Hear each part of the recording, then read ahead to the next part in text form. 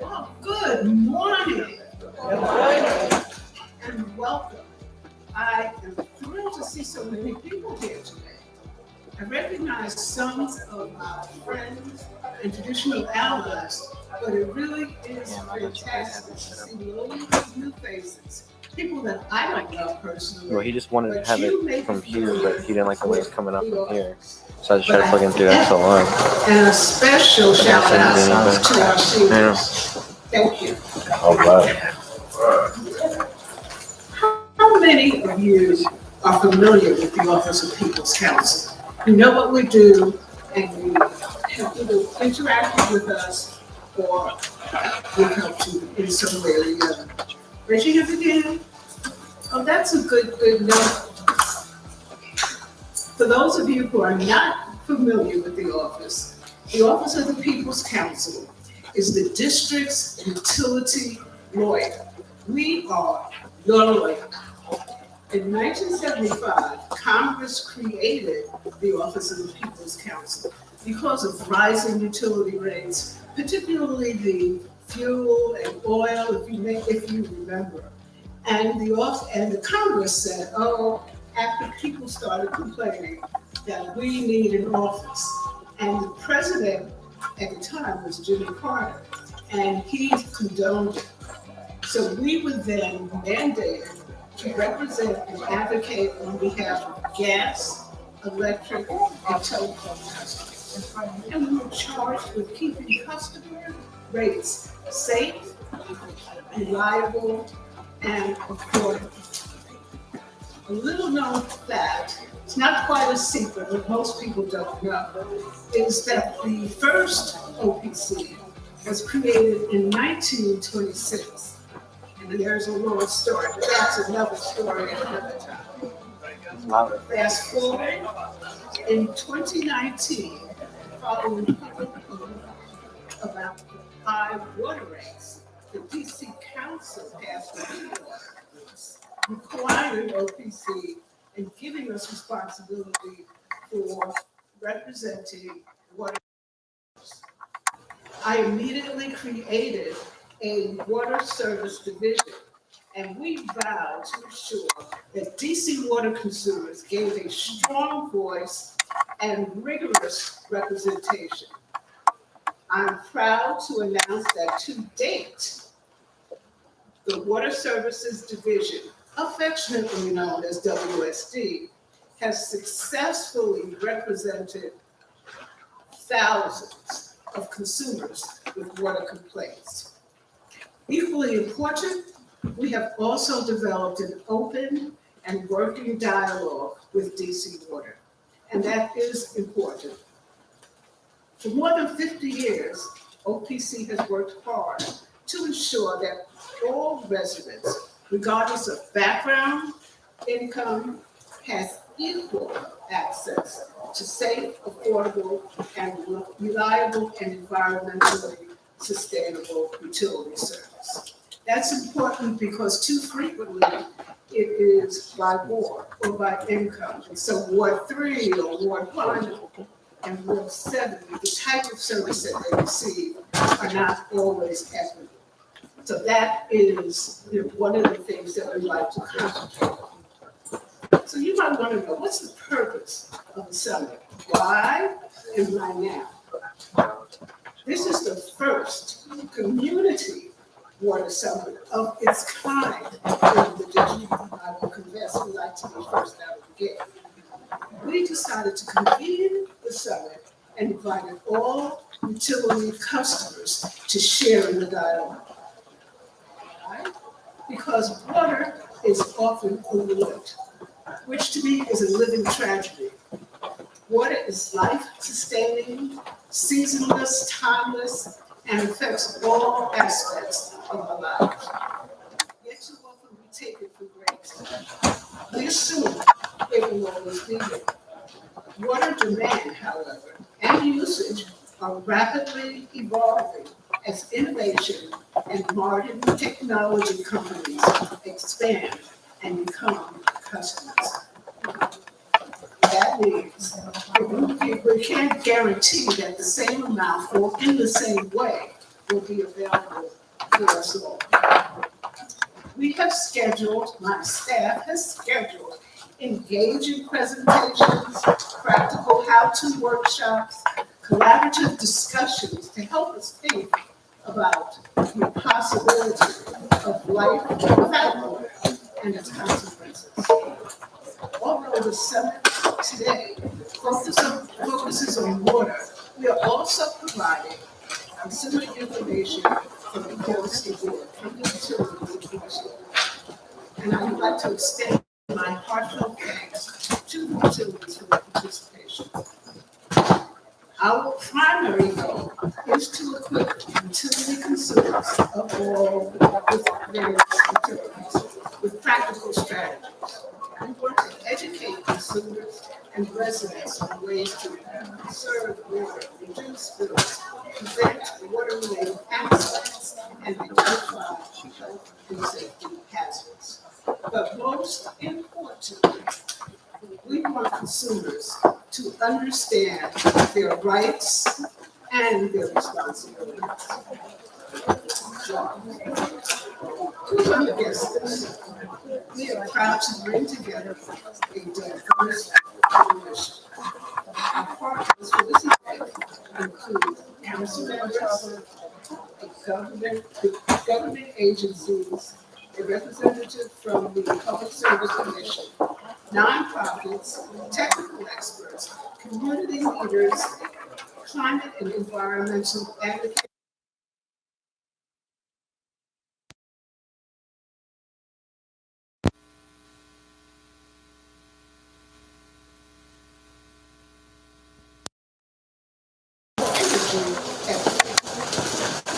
we also want you to understand the nexus between the utilities and how they intermix to serve consumers.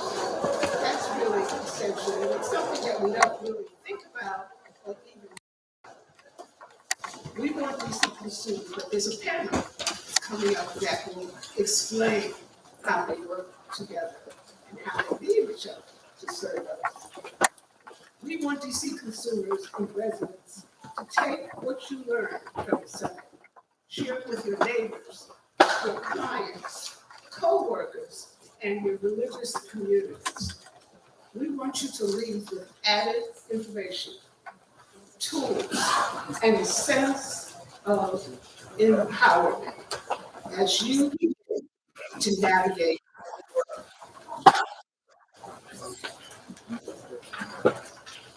Knowledge is power. OPC and our partners want to empower all DC residents, whether it's water, gas, electric, to use the information that we are providing to enhance your ability to make informed decisions and lifestyle changes. For more details on how to get involved, OPC representatives are available to discuss these issues or anything else that you have questions about at your ANC or community meetings. Just call us and we will schedule one of our representatives, one of our staff members, to come to your meeting. You can see OPC staff members are wearing red or black polo shirts with emblems to prove them on the band, but they are all over, so please feel free to ask them questions. Enjoy the seminar, lunch. Good luck with the raffle. And I saw on my way in some fun things to do. So take advantage of that. Have a little bit of fun and enjoy. Also, we want your feedback. Let us know how we did. Let us know what your concerns are. That's very, very important to us. You know, two-way dialogue is critical. You can reach us at dc-opc@dc.gov.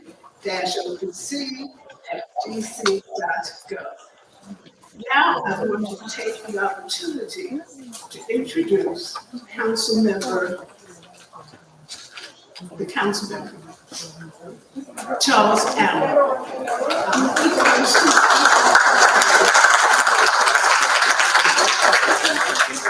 And that is well deserved influence. He does his work is primarily in the climate and environmental action field. He is really the man when it comes to that. And the water is under his jurisdiction. It's one of his charges that has oversight of water. They're not regulated, but they are. So I would again thank you, Councilman Ballard.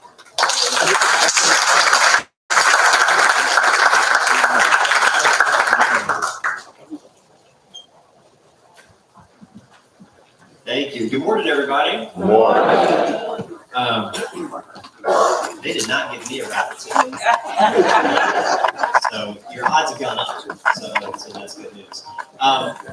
Good morning, everybody. My name is Charles Allen. I'm a Ward 6 council member, and at the council, I chair the council committee on transportation and the environment. And as you heard, we also have DC Water under our oversight.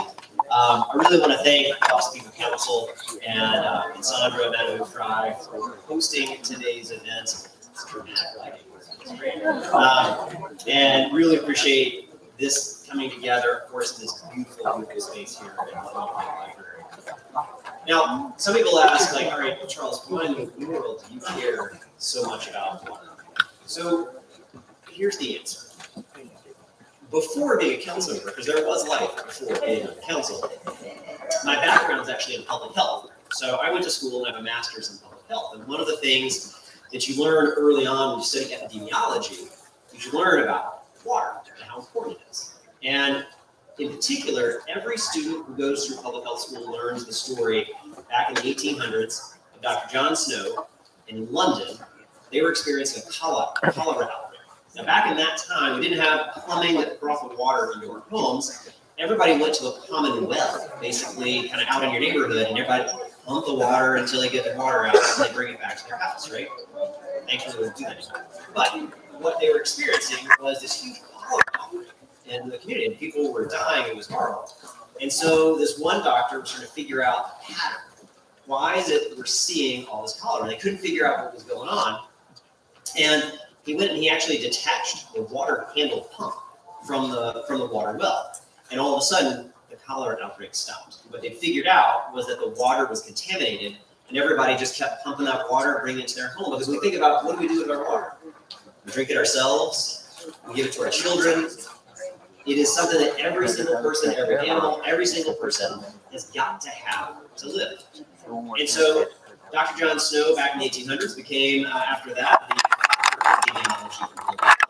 And we figured out how important it is to have clean, safe drinking water.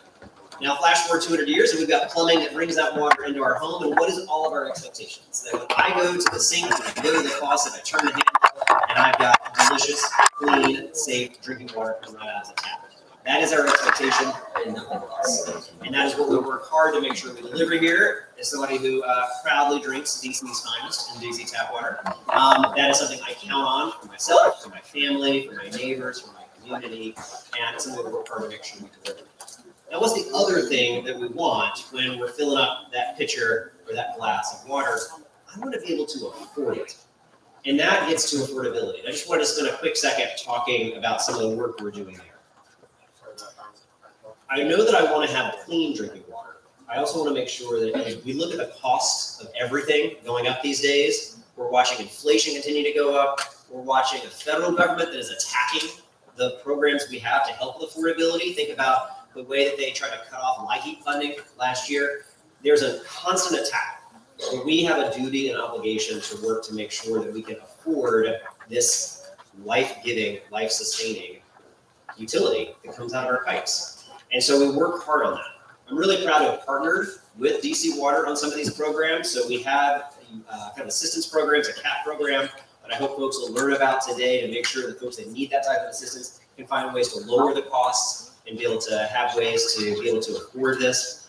We also created a pretty innovative program with DC Water just a year or so ago, where we actually put your public tax dollars into a program that DC Water matched to help seniors, folks on low income, fixed incomes, be able to identify leaks and be able to go get those fixed. Because we know if that toilet keeps running, if that sink keeps leaking, the water bill starts to get bigger and bigger. And actually, just getting in to fix it may not cost all that much money, but it's a huge hurdle and barrier to get over. And so this program has already had success, and it's one more program for everybody who might have leaks. Maybe you got a friend or a neighbor. Please know about this program to help, because when that water bill keeps climbing up and up and up, this is a great way to help you lower those costs.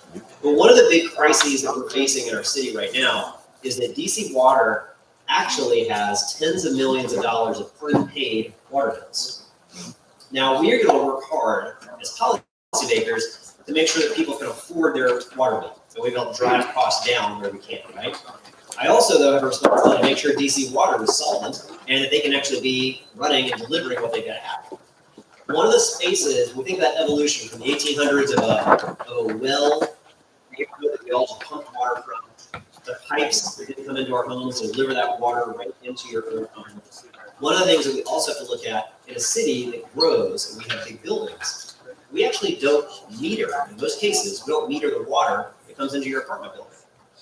What ends up happening is that if it starts to fall behind in their water bills, the whole building falls behind.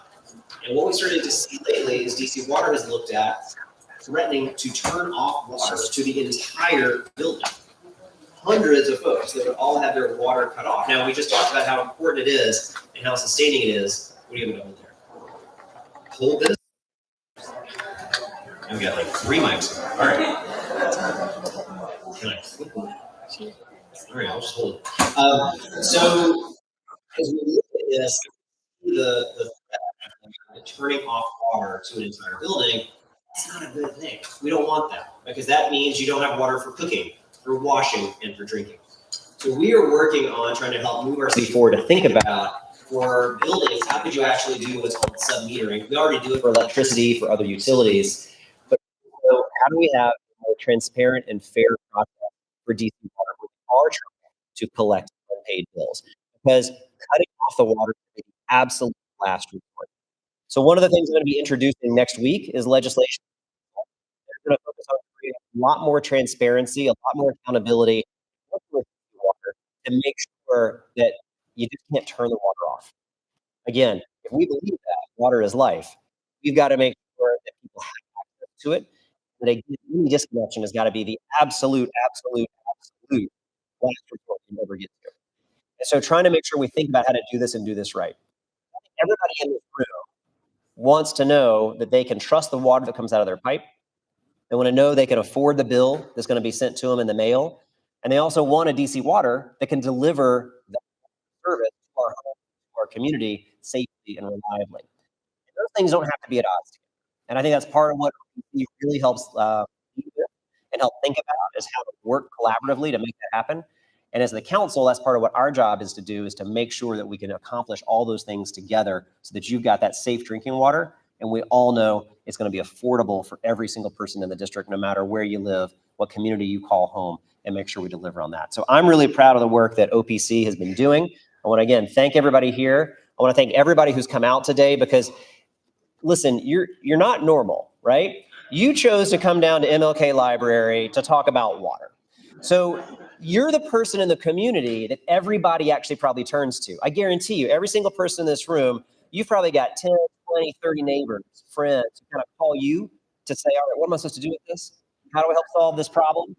So what we want to do with OPC here is help arm you with that information, because you are the neighborhood leader. You're the one people turn to in their community. And so we're counting on you to both be empowered and help become the great advocate that you are, but also make sure that OPC and DC Water and all these partners are arming you with the information to help make sure that you're looking after our neighbors, because today, more than ever, we are all needing to lean on each other. So again, thank you all for taking time out today. This is really important. Thank you for having me. I'm so honored to be able to help join you and share in this moment. And again, my appreciation to OPC for your leadership here. So thank you all very much and have a wonderful day.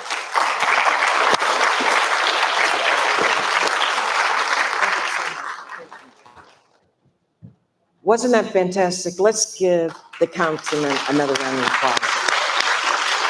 They're so busy advocating on our behalf, and the fact that he would come here and join us this morning says a whole lot about what he cares about. And I'd also like to thank the People's Council for those great remarks. She's so passionate about the work that she does, and let's give her a hand. Thank you so much. So there are a lot of important people here, okay? What we're going to do is give them a chance to say hello. But always remember that the most important person here is you. And that's why they are where they are, because of where you are. And we definitely don't want to forget that. Did someone say I agree with you? Okay, so this microphone, let me know. Anytime you can't hear, raise your hand. Okay, so, and I'm going to be looking. Apparently, this microphone is going to assist. We're going to get one of the techies down here to figure out how to attach it. But right now, oh, here let's give her a hand. This is just for the live stream. Oh, okay. So we can hear just the leave it live right stream, there? Yeah, Okay. just leave it. You know, this is being live streamed. We're high tech. You know, we have all these young people that are helping us here. And so if your friends couldn't make it today, they can watch it on Facebook and Instagram, I think. But so Facebook and YouTube. Thank you. I stand corrected. But I'm doing my best here. Okay, so now if our AV person is ready, I can't see you because the lights are in my eyes. If we're ready to start our short video, and then we will bring up the person responsible for coordinating this whole event. Thank you. Welcome to the 2025 OPC Water Summit.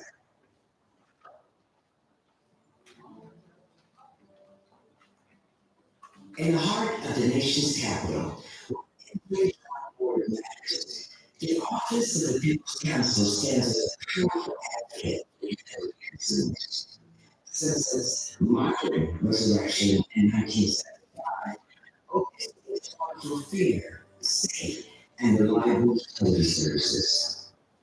In 2019, a new chapter began, one that gave more consumers a stronger voice than ever before. With the passage of the DC Water Consumer Protection Amendment, OPC launched its Water Services Division, known by the acronym WST. This division was created to directly assist DC residents with expenses issues, from billing disputes to service disconnections. Led by a dedicated team of outreach experts, attorneys, and advocates, WSD hit the ground running. From day one, they've been educating consumers, working to resolve complaints, and promoting water conservation. Their work is guided by a simple but powerful mission: to educate, advocate, and protect. Today, you are a part of something very special. This day is taking its mission to the next level with the OPC Summit. The event will empower consumers in knowledge, affordability, conservation, and protection. It will showcase WSD's protection and foster collaboration across agencies, community groups, and utility providers. This summit will feature hands-on clinics, workshops, and interactive exhibits, all designed to help residents make informed decisions about their water usage and their rights. It's more than an event. For environmental sustainability and empowerment. The Water Services Division is more than a part. It's a promise that every DC resident has a right to affordable and reliable water. And always to make sure that promise is kept. Be heard, be informed, be empowered.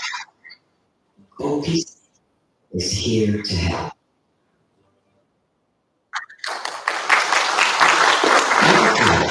And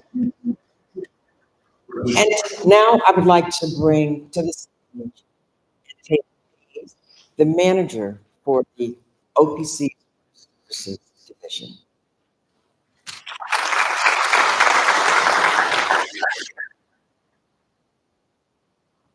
Good morning, everybody. Hey, everybody's great today, and I'm just so glad. I'm ecstatic that everybody showed up to support and to get the help that you need and get educated. This is something that we worked really hard on. I do want to do some acknowledgments really quickly. Are there any elected officials in the building today? So, AAC representatives, definitely, if you're able to stand, or put your hand up. Just give you guys a round of applause for coming. But again, like Malcolm elegantly said, my name is Mateus Hayes. I am the manager for the Water Services Division. And although this is an Office of People's Council event, the Water Services Division was focused on putting all this together. So I would like to represent, and I would like to thank my team, my Water Services team, from the bottom of my heart for working together with me, seeing putting the vision together, and I just would like for all of them to stay. If we could give them a round of applause. Oh, they're actually in the corner. You can see it right now. And that consists of Claire Shabelsky, Isis Green, Marquine Williams, Jason Starks, and Rashida Boyd, and Dr.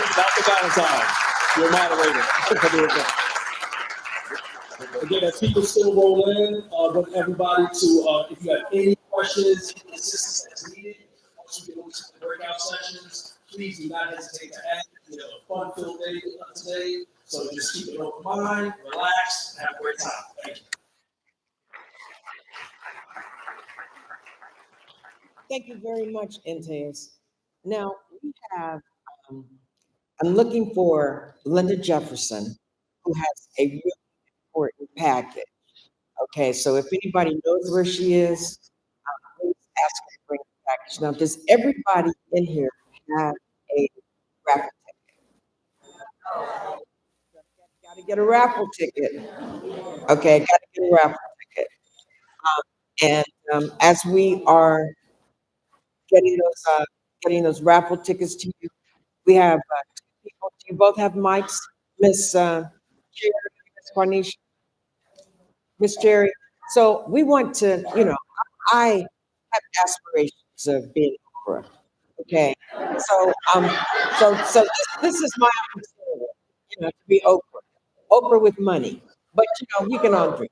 So we want to, while we're getting these tickets to you, we want to ask what part of the city you're from and why did you show up today? So raise your hand. Okay, there you are in the yellow. I saw your hand. Cherry, would you please ask this young lady, what is your name? What part of the city are you from? Why did you come? City Citizen Center in and I had been to the city library before, and I used to go around to all the libraries and museums.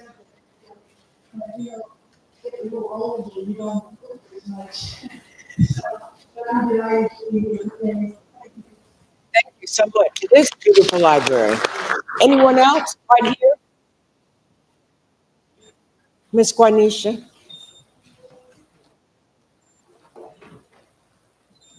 I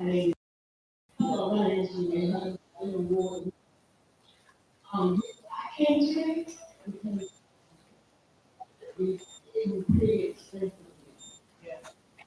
So, I have a question for you, Lisa. In the street after the and house and then go out to park and it's not like that. Oh. Now, see, those are the kind of questions you should ask, but not me because I do my job, And so, I'm just, I need, I have my own ideas about that. But look, let me say this: there are sessions that we do, breakout sessions, where you will be able to ask experts that very same question. And believe me, all of them will have different answers. So please look at your program and see what session will facilitate those kind of questions that you have. I'm just joking. I mean, I tell the truth, but you know, I want all of us to be able to participate in this discussion. Now, where are the raffle tickets? The raffle tickets? You got the raffle tickets? Because, you know, we won't be able to do this next piece unless we have the raffle tickets, and we'll just move on. Okay, so what time is it? Anybody have the time? Okay, so I guess we'll just have to pass on. Doxy?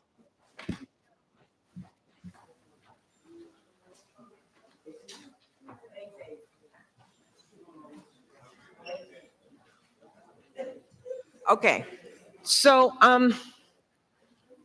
what we're going to do is let you know what this what you're in for. You know, we're following this opening session. We are going to have a panel, an integrated panel of all of the major utilities that service you here in the District of Columbia. And we are so grateful that the commissioner from the Public Service Commission is going to join us. And he is going to help us out with this conversation. We have a very, very talented lawyer, attorney from the Office of the People's Counsel, who is going to facilitate the discussion. And so while we get everything adjusted and straight, we will bring all of those people to the floor. This is part of the opening session for the Water Summit. And as we do that, I want to bring our esteemed communications person from the Office of the People's Counsel. Now, are all of you aware of how to use hashtags and social media? Okay. Well, neither am I until lately. But you know, I'm doing okay for a 65-year-old, you know. But these young people really know how to get the word out. And that's why so many of you are here, because they were able to get the word out about this summit. Now, we have some stations, I call social media stations, where you can take some pictures and you can share them with your family and friends using these hashtags.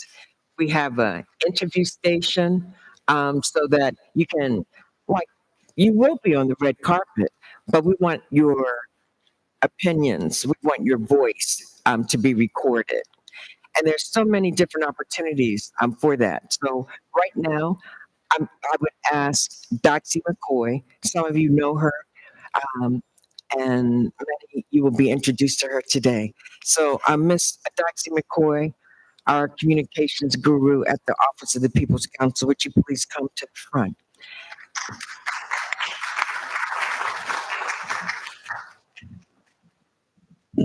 Thanks, Valka, and hello, everyone. I am Doxy McCoy, Public Information Officer for the Office of the People's Counsel. How many people follow OPC on social media? How about Facebook? Great. How about X or Twitter? How about Instagram? Well, if you didn't raise your hand, I need for you to take out your phone and look for DCOPC on Instagram and on X. I know a lot of people don't want to do X, but it's still there. And I also would like for you to follow OPC on Facebook at DC People's Counsel, and that's one word, DC People's Counsel on Facebook.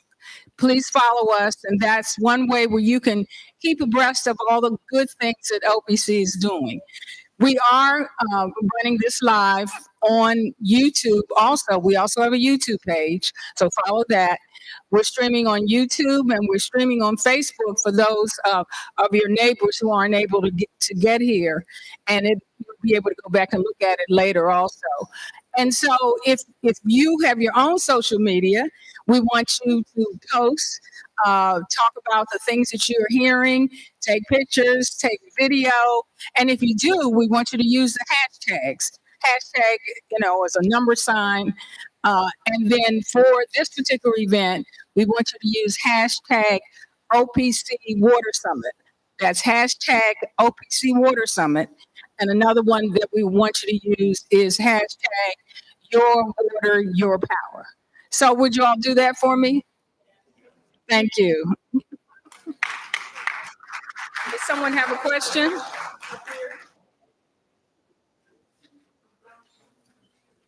I can't hear. Okay, Ken, people who don't use computers. Okay. Well, you can on your phone, definitely on your phone. If you download the Facebook app or the Instagram app or the YouTube app, and then you can sign in, set up an account for yourself, and then you're able to follow us. Thank you so much. And feel free to come find me afterwards if you need more help. So we're going to visit some of the breakout rooms and repeat these hashtags. And so since everyone does not have a ticket, we are going to do this special raffle after the panel. So make sure you get a ticket, believe me. And I'm going to go look for Ms. Jefferson because she has the goodies. All right, then. Thank you so much. And we will, is Claire around? If you've seen the ASL services that we're providing, we also have other language access services, so that if you have difficulty understanding, hearing, anything, and you need interpretation, we have all of those services provided for you. Okay. And it's a really big deal because you made it happen. You made it happen. And I'm so grateful. Yes, ma'am. Okay. And we are going to do that. First of all, we want to give you some information about how you can learn more about affordability programs, about conservation programs, and other programs that help sustain not only water, but your utility services across the board.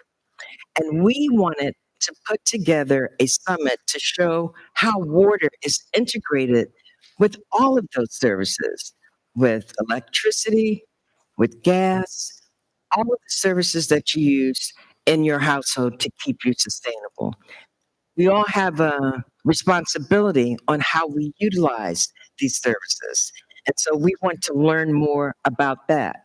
There are people in Anacostia who are in Hillcrest who are working to conserve their community through different programs, cleanups, conserving water. There are people in Ward 2 and Ward 7. I did say Hillcrest, Miss Morgan. Miss Morgan has a water barrel in her house. That was the first water barrel that I saw, in real life. And Miss Barbara Morgan of Ward 7, as you all heard, is also a member of the Office of the People's Council's Advisory Committee. It's called UCAN. And so we're really glad that she's here. Thank you so much for being here. Thank you. And so we also are here because we want to start a conversation. We want you to hear what your city is doing for you in terms of water and other utilities. We want you, there's been a long time that we've been able to gather like this because of the pandemic. We wanted to offer that opportunity. And then we want to hear from you. It's not about all praise. It's also about constructive criticism on how we can do our job better. So I hope that answers some questions. This is not only about affordability. If you can't pay your bill, there are also some workshops to teach you how to read your bill.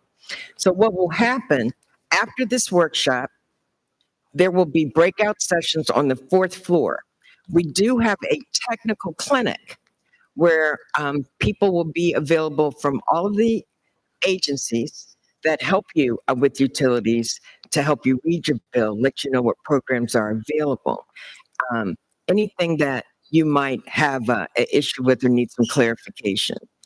And we will also have other sessions on the programs that are available. So if you're a social service worker, or just a resident who wants more information, that session is going to be across the hallway where we were having our breakfast food. For those people that are interested in the environment and green issues and want to talk about how we can become more sustainable, that session is going to be right here.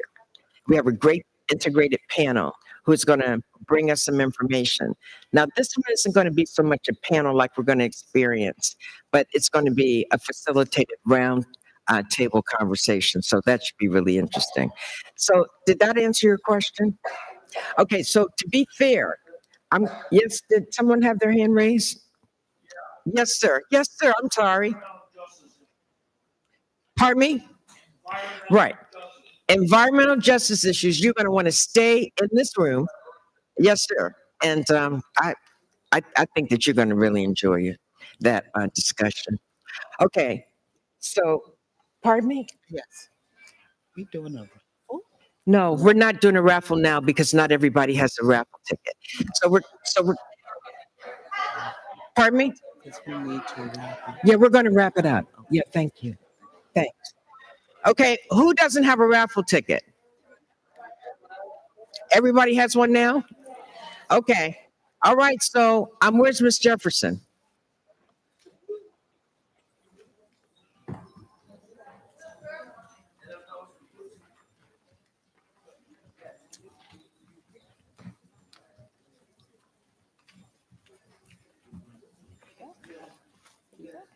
Is Mark here? Okay. So we have a raffle, and the Monumental Sports was kind enough to provide us a gift. And I'm looking for our person, Mark Williams. I think he's around somewhere. But it is a really significant gift because it has a value of almost $2,000. Right.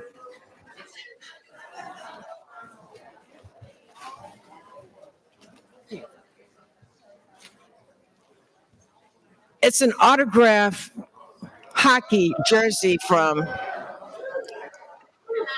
Ovechkin. Okay, so I'm looking for our guy Mark to see how we're going to pull that ticket. Now, what color ticket are they going to pull?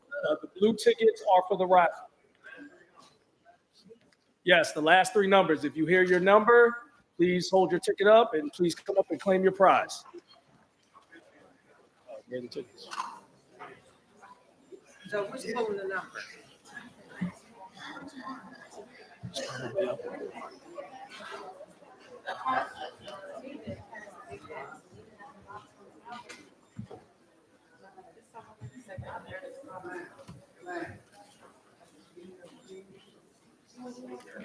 Okay, they're going to get the box. Pardon me?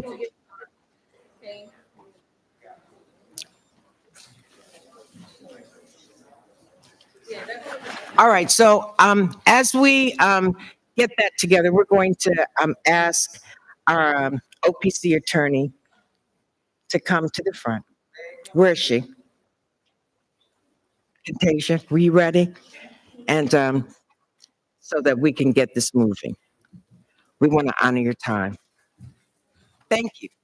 All right. Good morning, everyone.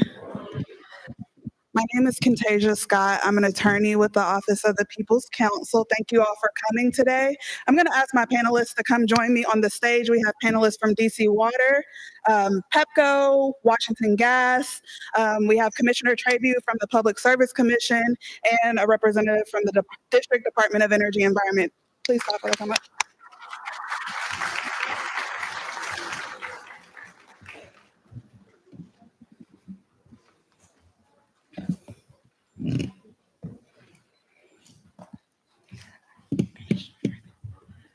I promise I'm going to move out of Commissioner Trabew's way. I would rather hold this mic as well. Is there a mic that I can just hold? This one?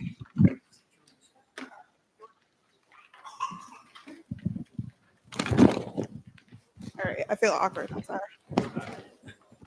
All righty.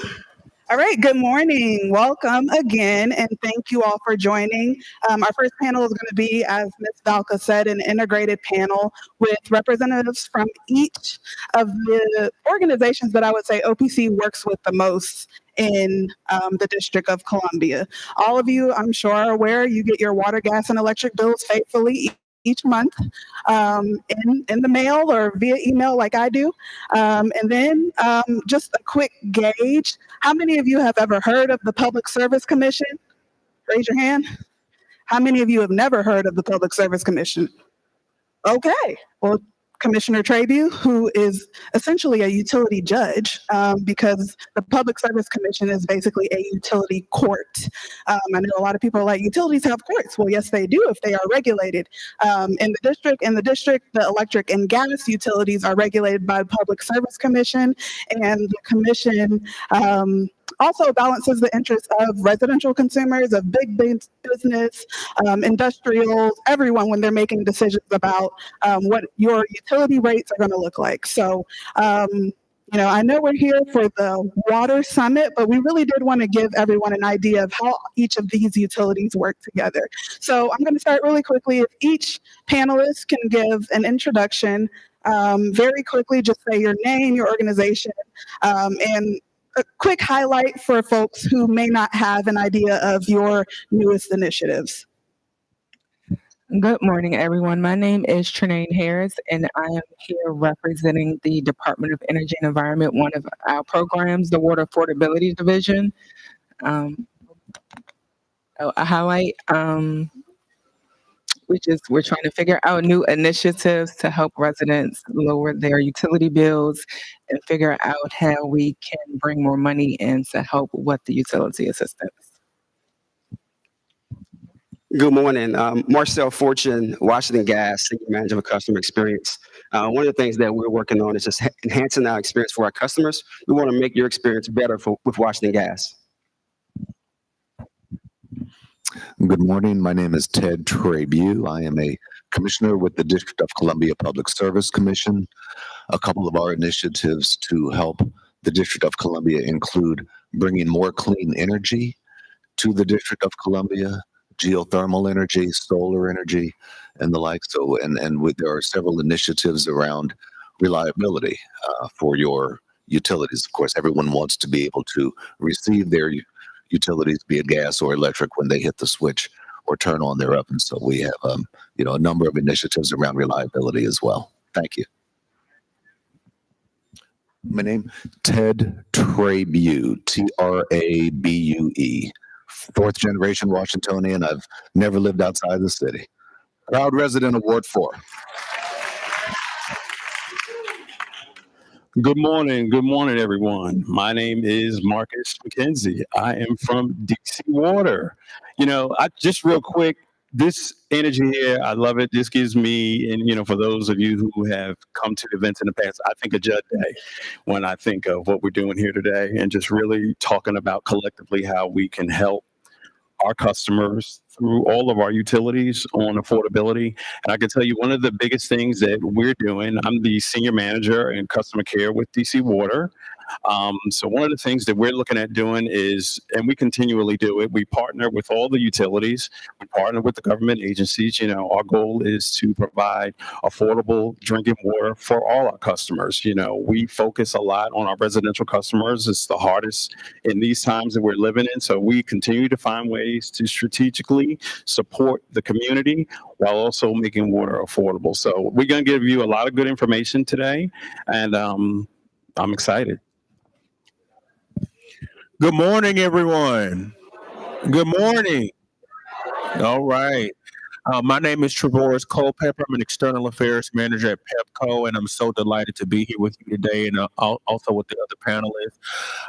We at PepCo truly believe that we're part of the communities that we serve, and we are more than just energy. So there are a lot of different initiatives that we have that I'll talk a little bit more about.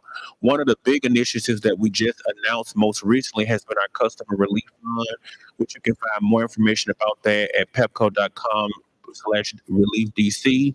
But essentially that fund provides up to $300 for residential customers if you are 60 days past due on your bill and owe at least $250. It is a partnership with Salvation Army, and we do work with all of the individuals on the stage, as we shared earlier, but we also believe that partnership extends to nonprofit organizations as well as our small businesses and other organizations within the District of Columbia. So happy to be here with you today, and thank you so much for having us. All right, I'm just going to use this mic. Let's just go ahead and get into our panel. We're going to start with DC Water. So we've heard some audience questions. I hear affordability in the room, right? And at OPC, I'm one of the attorneys who really works on affordability in my daily work. So I'm, intricately familiar with each of the utility companies, the actions of the Public Service Commission, and the work of DOE as well. I think our first question for DC Water is, can you just talk about some of the initiatives that DC Water has going on right now that's collaborating with other utility companies or governmental agencies to address affordability of water service in the district?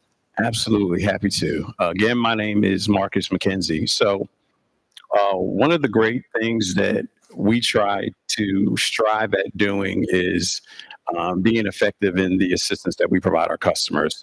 As you know, it was a tough time for us during the pandemic. We created programs that were unheard of across the country. We created a assistance program for our multifamily customers. That is very rare for any utility to even embark on that. But here we are today. We're still trying to find ways to move in our own households. So currently what we have going on right now, we created a new customer assistance program that launched on October 1 of this 25 fiscal year, started October 1, 2024. It's called our CAP Plus program. If anyone's familiar with our customer assistance programs that we have, CAP Plus is the newest, and it provides up to 6 CCFs or up to 4,000 plus gallons of water discount on your bills every month, and that's your water, your sewer, all of your volumetric charges, 75% off the Clean Rivers Impervious Area charge. We still waive the water system replacement fee. That is a program that we launched in the beginning of this fiscal year. And one of the reasons why we did it is we do have a flagship customer assistance program called our CAP program. It gives up to 4 CCFs, similar discounts, but we were realizing that we weren't touching that population that really was the most vulnerable when it came to income. So we decided to collaborate within our organization to see what else can we do to support our customers. So with that program, we've had some great turnout, a lot of participation. I will say in this session, for any of the customers in here that are CAP customers, I recommend that you enroll. The new fiscal year starts in a couple of days, so we definitely encourage you to go to DOE's website because they do determine eligibility for the programs. Additionally, for customers who are not eligible for any of our CAP programs, we do have what's called our payment plan incentive program. We've extended it into this next fiscal year. And one of the great things about this program is for our residential customers. And with this program, it does target those who have a past due balance of 60 days and greater. You're carrying $500 or more on your balance. DC Water wants to get you on a payment plan. We not only want to get you on a payment plan, we want to help you pay that bill down. So how are we going to do that? If you keep an installment plan, you make 3 on-time qualifying payments, we're going to credit back 50% of the payment that you made. Okay, so for example, you made 3 $100 payments, we're going to give you back $150. So we want to help you keep this critical water service. we want to ensure that you're able to manage your bills. So again, these are some of the highlights that we have going on right now at DC Water. Again, we put our customers first. There's always an opportunity for us to do better, and certainly reach out to us and let us know. Visit us online at dcwater.com. You know, I do have my team here from DC Water. There's some sitting in the front row. There are going to be some folks in the breakout rooms that'll definitely give you more information on anything that I've shared or will share today, just to let you know we're not just the big bad water utility. We do want to help. You know, we have to know what's going on in order to do better. So that's where we are as far as initiatives and how we're trying to make water more affordable for the community. Gotcha. And one clarifying question. We use a lot of acronyms in this industry. What is a CCF? A CCF is considered a centum cubic feet. So when we talk about CCFs, one CCF on a customer's bill equates to 748 gallons of water. So when you see your DC Water bill, we bill in CCFs, but we do equate it to gallons, which most people look at. I don't look at it because I think of a gallon of milk. I'm like, I got 748 gallons of milk sitting in my house. It's a lot. We don't really think about how much water we're using when we're just letting it run in the shower, in the sink, washing dishes, the dishwasher, washing machine. It just goes and goes and goes and goes and goes. But we got you. We're going to meter it, and we're going to tell you this is how much you use in just your regular day. And sometimes it gets away from us. We don't realize just our everyday activities do mount up. So that is what a CCF stands for, centum cubic feet, 100 cubic feet. Okay, that's great. There will be time for audience questions at the end, but I'm going to keep us rolling, trying to get us back on schedule. Pepco. Go ahead and pass the mic over. So Pepco, the electric company here in the district, Pepco's been busy this year. You've been very busy before the Public Service Commission. I know I'm on those dockets. As the, one of the attorneys, the team of attorneys who have to read all of those. So Pepco has been busy with climate plan proposals, integrated distribution system. Basically, how does Pepco's system work together? Filings before the commission. You've recently gotten a decision in the Pepco rate case last year where there was an increase in bills.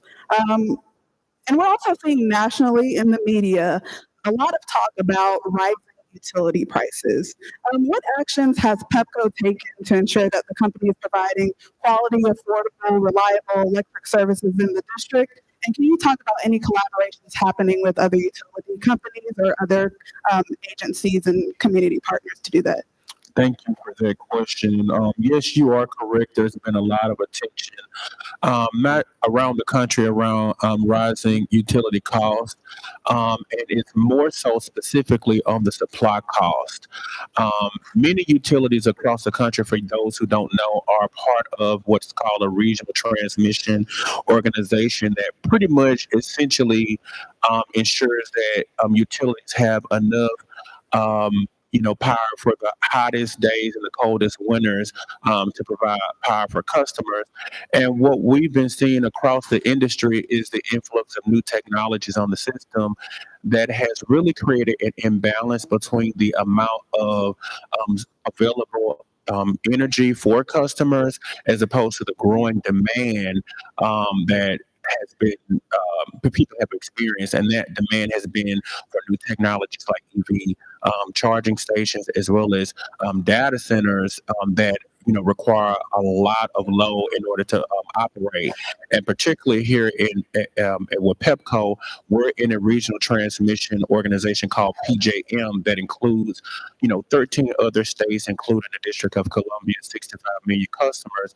And in fact, in the Washington region, particularly in Virginia, there are a little bit over 300 data centers within our region alone, and this is growing. So what you talk about, what is Pepco doing and how we sort of partner, I look at that as like two different buckets. It's like, what are we doing internally, and then what are we doing externally? So internally, we're centralizing some of our external facing organizations. Like, for example, the Green Power Connection team has been integrated to make it a little bit more, to make it more customer friendly to have solar on your home. So, we've integrated several teams in order to make that a more smoother process.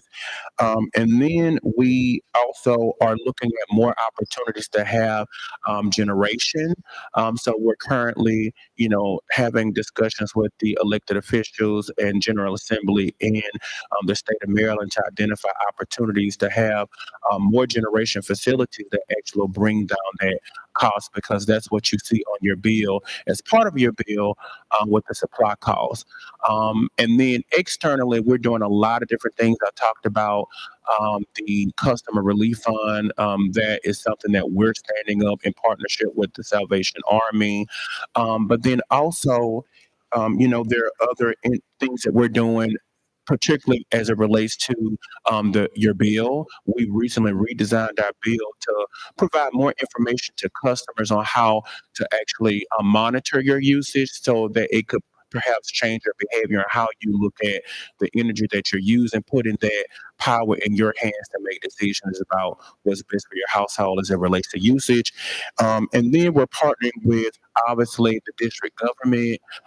We partner with University of the District of Columbia for the systems operating boot camp, because we believe that partnership, and when we talk about affordability, there are, in our opinion, economic factors that also, really strain affordability, because I know that the cost of, good household goods are rising, food. So we see ourselves as a partner in making sure that we're employing district residents. We're very proud to say that we just graduated our 300th graduate with the DC Infrastructure Academy. So those are all the things that we're doing and will continue to do and partner with our agencies and things like that.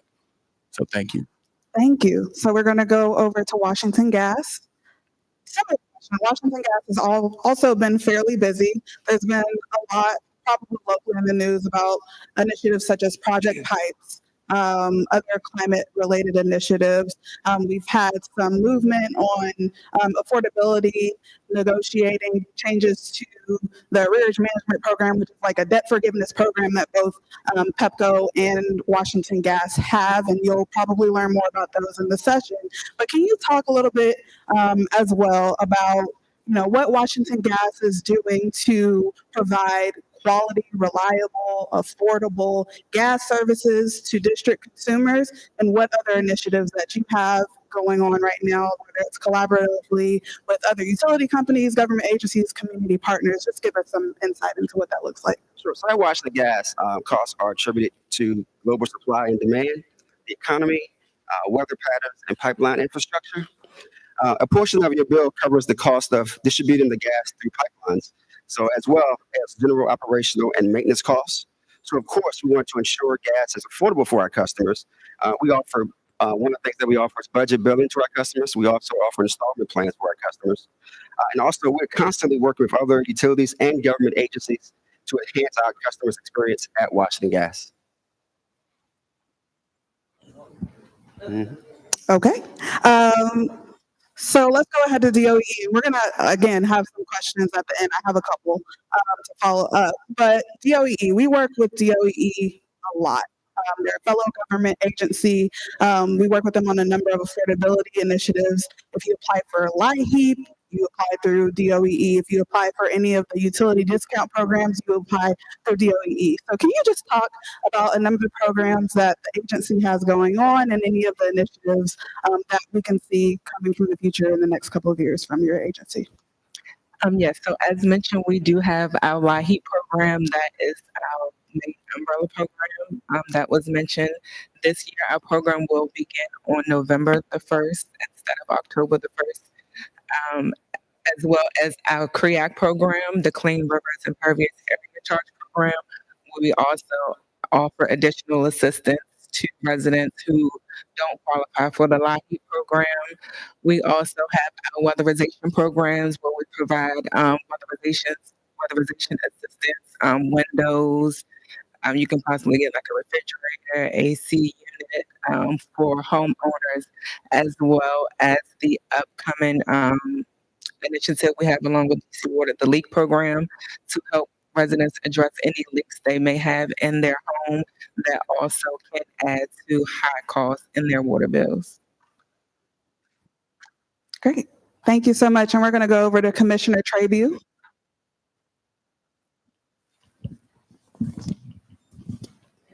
All right, Commissioner Trabue, as the regulator of the gas and electric companies in the district, you have a hard job, a job that many people may not particularly understand the level of balancing that you probably have to do between the interests of consumers' pockets, consumers, the policy initiatives that the district has, and the utilities need to provide safe, reliable, affordable utility service as is mandated.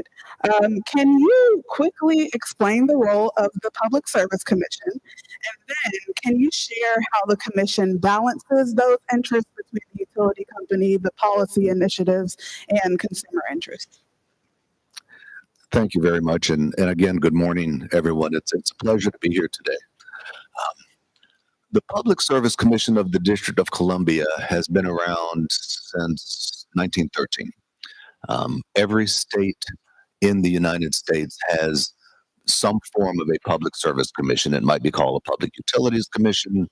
In Virginia, it's called the State Corporation Division, but every state has one. And the fundamental mission of these commissions all across the country is to make sure that, well, I'll state our mission, and then it's very similar across the country, that financially healthy utilities provide, as you mentioned, safe and affordable and reliable utility services.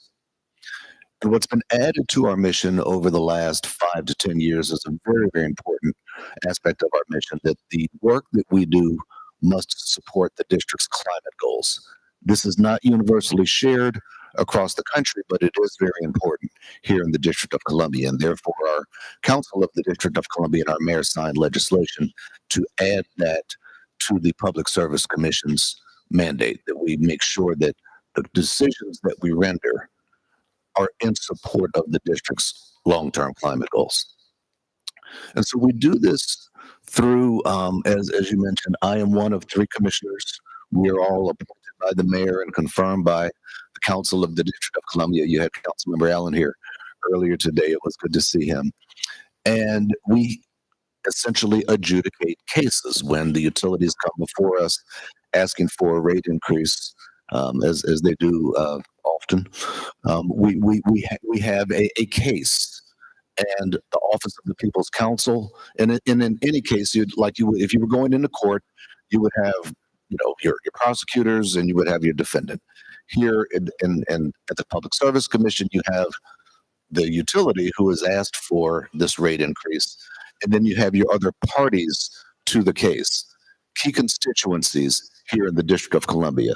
The Office of the People's Counsel represents you, residential ratepayers.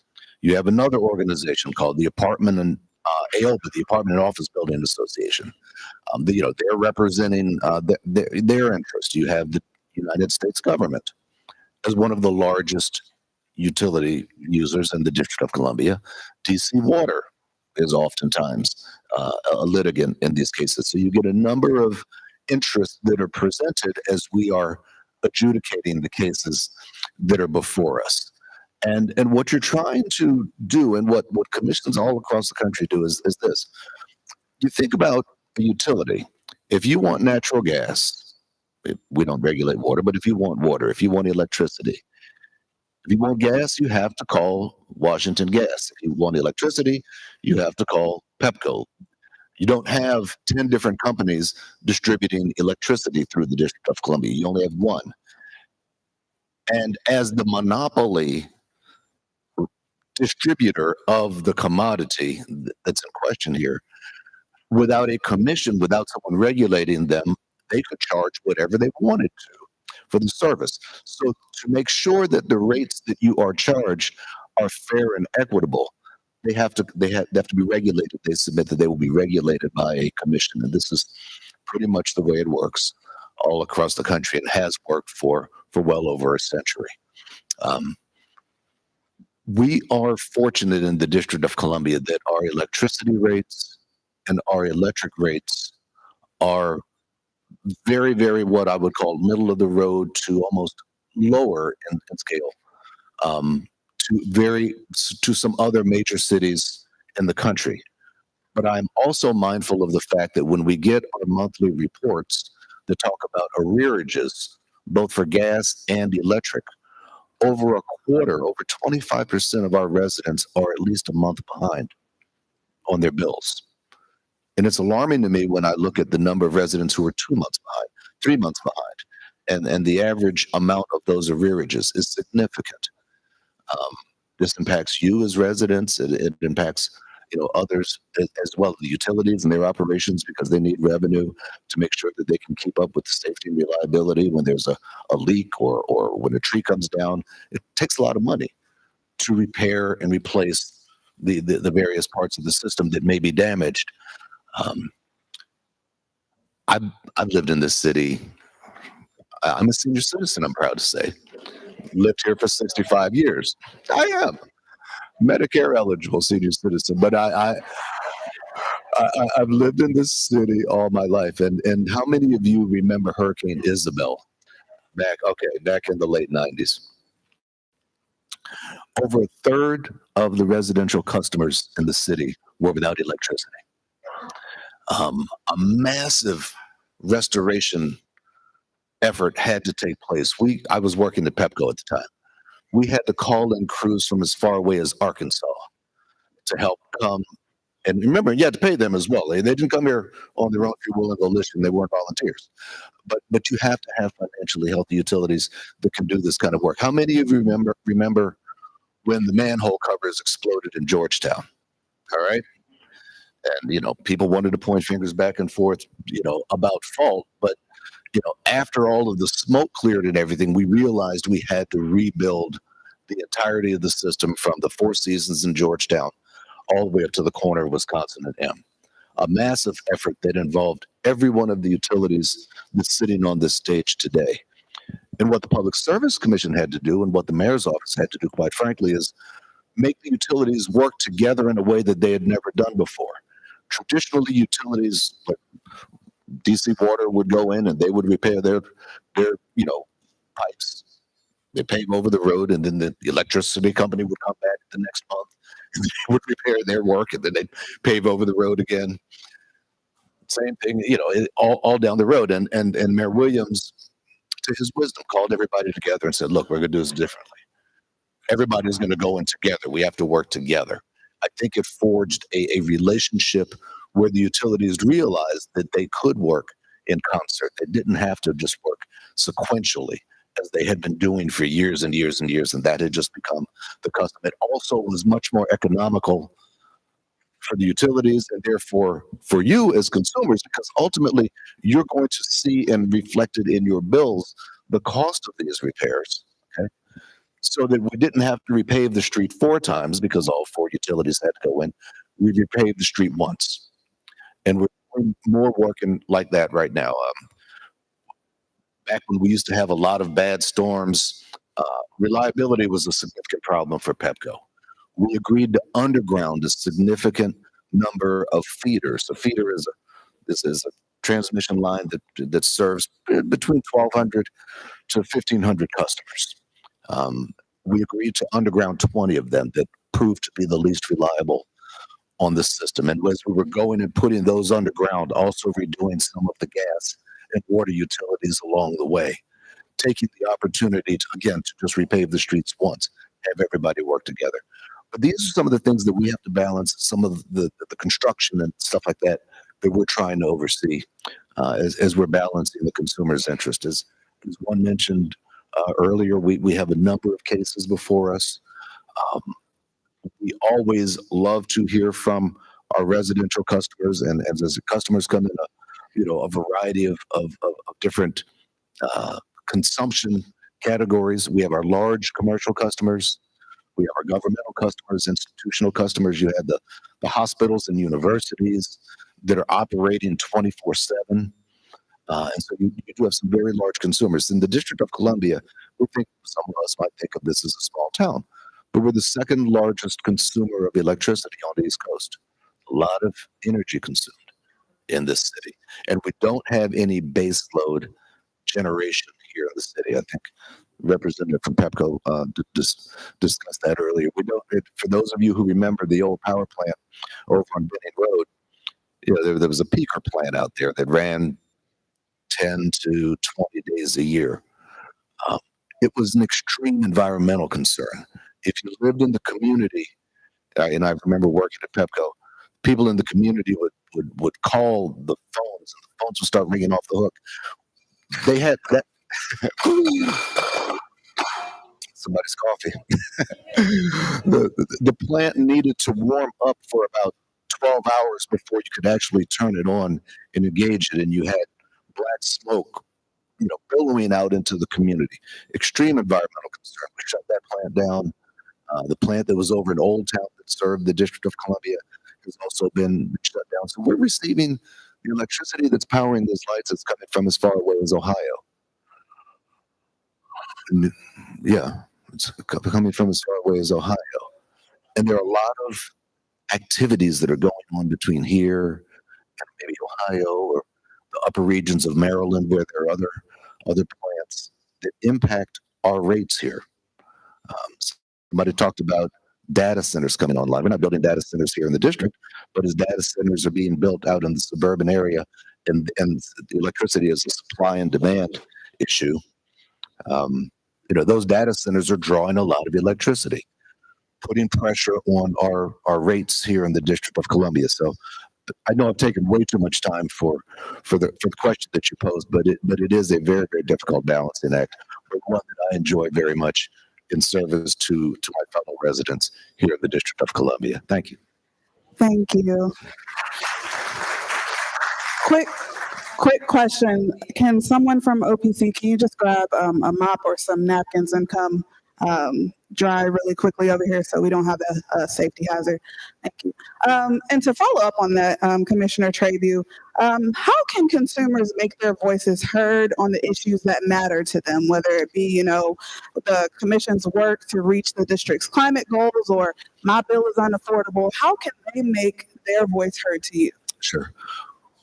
We have a notice of a new regulation that's going out probably on Wednesday. We'll take a vote on this. We would really love for you to be heard. We have a discount program for electricity exclusively for senior citizens.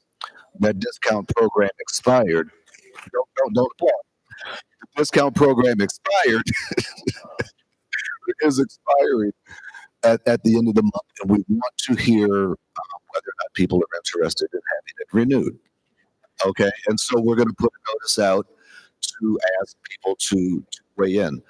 AARP is already one of the people, one of the organizations that are going to weigh in. So whenever we are about to take an action, we put out something like that. We put out a notice asking for people to express their interest, and of course, Ms. Madavu-Fry and the members of the Office of People's Counsel are always very much aware of those notices that they are, representing the residential interest here in the District of Columbia. And so they're going to, you don't have to come down personally to register. Believe me, the Office of People's Counsel will be there speaking on your behalf, because it wouldn't be efficient for you, 700,000 residents here in the District of Columbia, all to be coming down and trying to have your voice heard on matters like this. Some of them are fairly simple. Some of them are extremely technical, extremely difficult. I'm looking at people like Larry Martin and Nina Dodge out here who've worked on a number of these issues for decades. These issues are so complex that it takes people with expertise to really fetter through many of the very difficult issues. So rest assured that you have expert representation in the Office of People's Counsel that's representing your interests before the commission.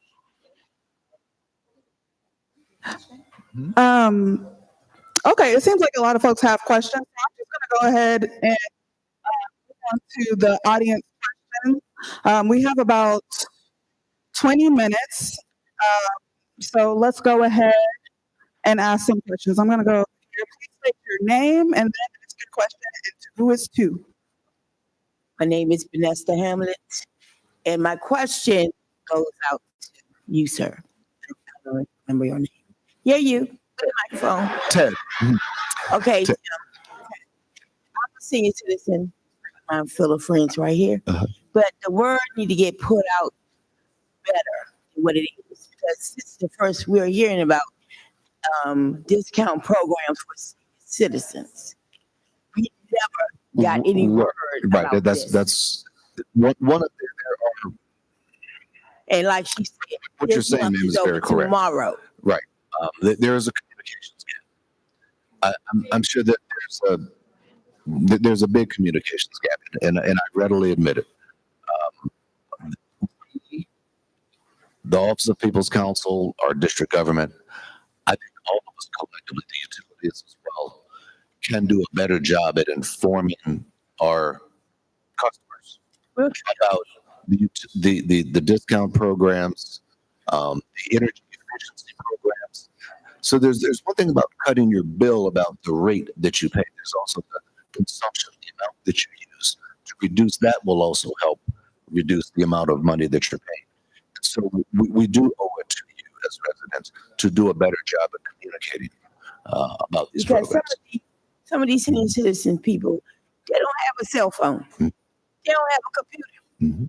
So, like I said, Now I will say this. The Office of People's Counsel can answer the question better than I can. I know our communications group and the group within the Public Service Commission that works, with a lot of residential customers.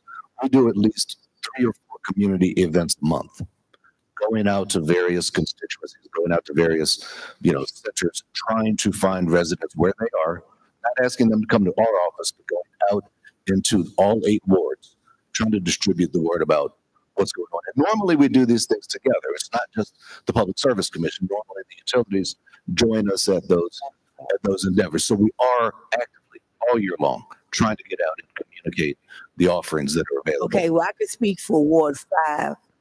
I'm an evangelist and an outreach person for my community.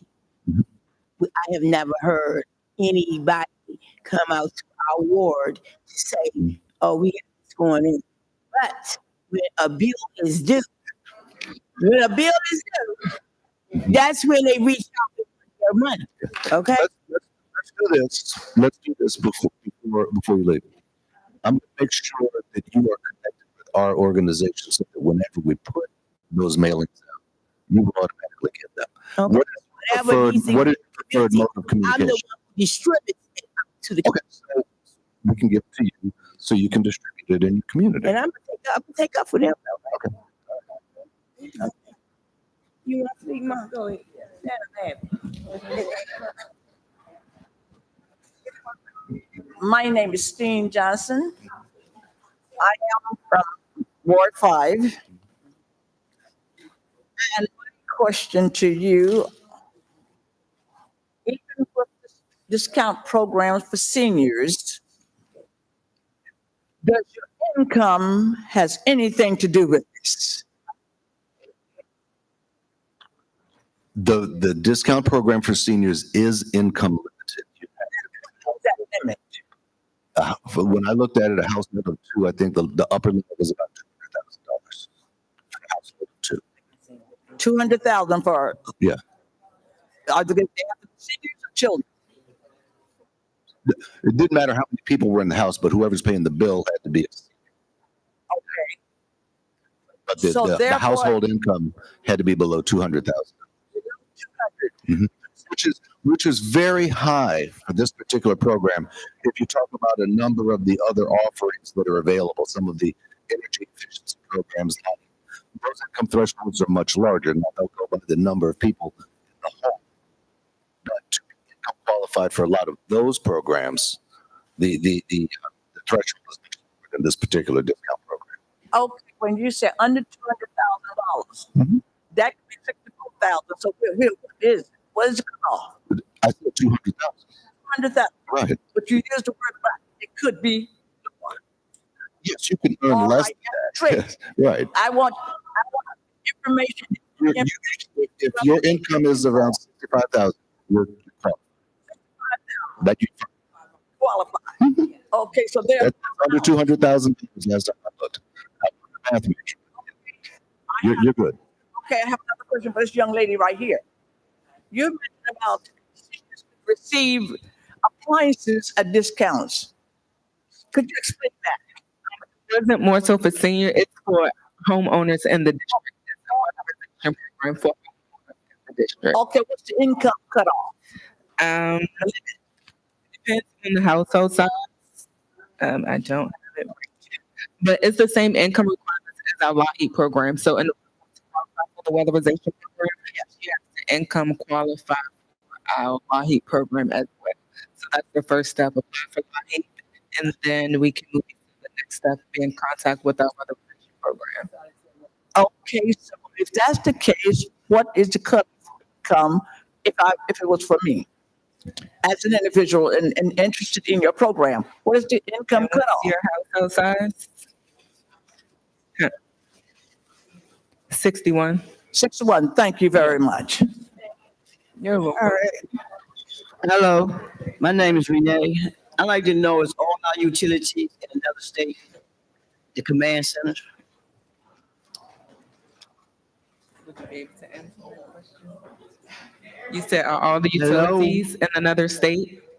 Like you said, electric is in Ohio. No, but I'm asking because I had made a call last week and I found out that the housing program comes from Kentucky. It's in Kentucky. You said the WHO program? The housing program is in Kentucky now. That I'm not sure of. I can do some research on that for you and see what I can find. But I know as far as DOE, we're here. Based here? Yes. Okay, thank you. Okay, give me 1 second, folks. Chair, can you go down to the end, please? Okay, which one? I'm coming back to you, ma'am. I'm coming back to you. We only have time for about 4 questions, so, please. I'd like to ask, how many people are here from Ward 7? Okay. How many of you get notices when they plan on digging up your streets or letting you know? No. Okay, that's what I have a problem with. You come into Ward 7, you do not give us the services that you get in other wards. And I stand here, I've been a resident of Ward 7 before, and people say, well, I live in Penn Branch. When I moved here in Ward 7, it was known as DuPont Park. And there is a difference between Ward 7, and I listened to what Petco was saying. I was the first Black female hired in the department with Pepco, and I served there for a number of years. And Pepco was very racist. They had a country club that they gave employees layoff on Tuesdays and Thursdays, and they gave it to us on Saturdays. And you were at 929 East Street. Do you remember Jimmy Washington? He was one of your commissioners. I stand here and I want you to see you give us the same services that you are giving the people in Ward 3. We don't get it in Ward 7. Well, I specifically know about Ward 7. And the reason I know about Ward 7 because not only that, we are known to have more public housing than anywhere in the city. Been doing it for years. And I'm standing here not because what somebody has told me, but what I have lived for my 92 years. I just wanted to again congratulate you on your trailblazing career at Pepco. Let's give her a round of applause. At 92 years, I just wanted to say something to you, ma'am. I'm actually a resident. Mrs. Morgan, thank you so very much for your contribution. And thank you for being a trailblazer. I actually live in Ward 7 as well. And heard you talk about, the experience that you had, throughout your story career at Pepco. And I can honestly say, being a person that works at Pepco and really touch a lot of organizations, I can say that our leadership is very much so, and the company in general is about investing in the district. We are very proud. Just last year, we actually gave $600 million to 7 businesses. We have a program called Community Impact Fund where we're specifically investing in businesses right here in the district. And one of the things that we're also proud of is some of the workforce development programs that we have, particularly when we talk about DC Infrastructure Academy, the partnership that we have with UDC.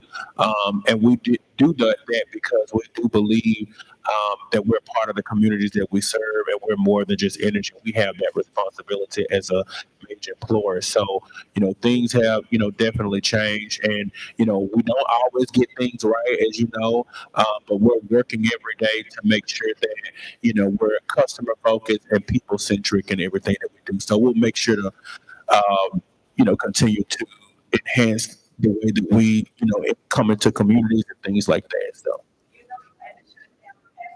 Because a lot of people think that even the terrorists was having tuberculosis. That was a big problem over there. Am I right? Yes. All of that smoke and all of that crap. Yeah, and as Commissioner Tribune said, that has been decommissioned, and that is something that is across our industries. We talk about some of those coal plants have been decommissioned over the recent years, and again, that is something that's impacting our industry as well. Just the generation sources as well. Okay, I have, if you have a question that's specifically for one of the companies or the panelists, they are going to have breakout sessions where you can ask your direct questions in those sessions. But if you have a burning question, I have time for like 2 more because I have to give the panelists the opportunity to explain what they're going to talk about later. So, hello, my name is Judy Blow. I'm an outsider looking in. I would like to know, why is it taking you so long? These issues that I'm hearing today did not just start last year. You say lack of communication. Why? How many of you have been on these panels and in these positions for 3 to 5 to 10 years and it's status quo? Nothing has been done. As I said, I'm an outsider looking in. I was born and raised here, left here, moved to Florida, came back now for a visit, and I'm hearing the same lame excuses, lack of communication. Oh, we're going to get to it. Do it. Don't talk about it, be about it.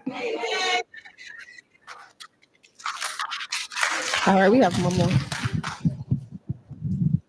Hello, my question is, okay, let's get this straight. My name is Renee Huggins. I live in Ward 1. That don't mean it's no better, but we're not going to argue about the wards. We're going to argue about what the problem is. And my question to all of you, is it more economics? Is it more political? What is it? Is it money? Is it where you live? Why are we having so many problems? And the commissioner, he just said that we use more electricity on the East Coast than anywhere else. Why are we having so many problems? We use more of the utilities. It seems like we should be meet halfway if we're using all this damn energy. I'm just saying, it doesn't make sense. Some people can't even. Oh my God. Some people can't even cook. My neighbors, they memorize what they gonna cook, how long they gonna live on their life. Not like me. I got the DC flag in the window with the Christmas lights because it's too damn dark. It can go on and on and on and on. How are we going to do this? And it's been going on for such a long time. I live in Ward 1. I've been there over 50 years. And I refuse to leave because it's no better. I don't know why people think it's better up there. It's more expensive.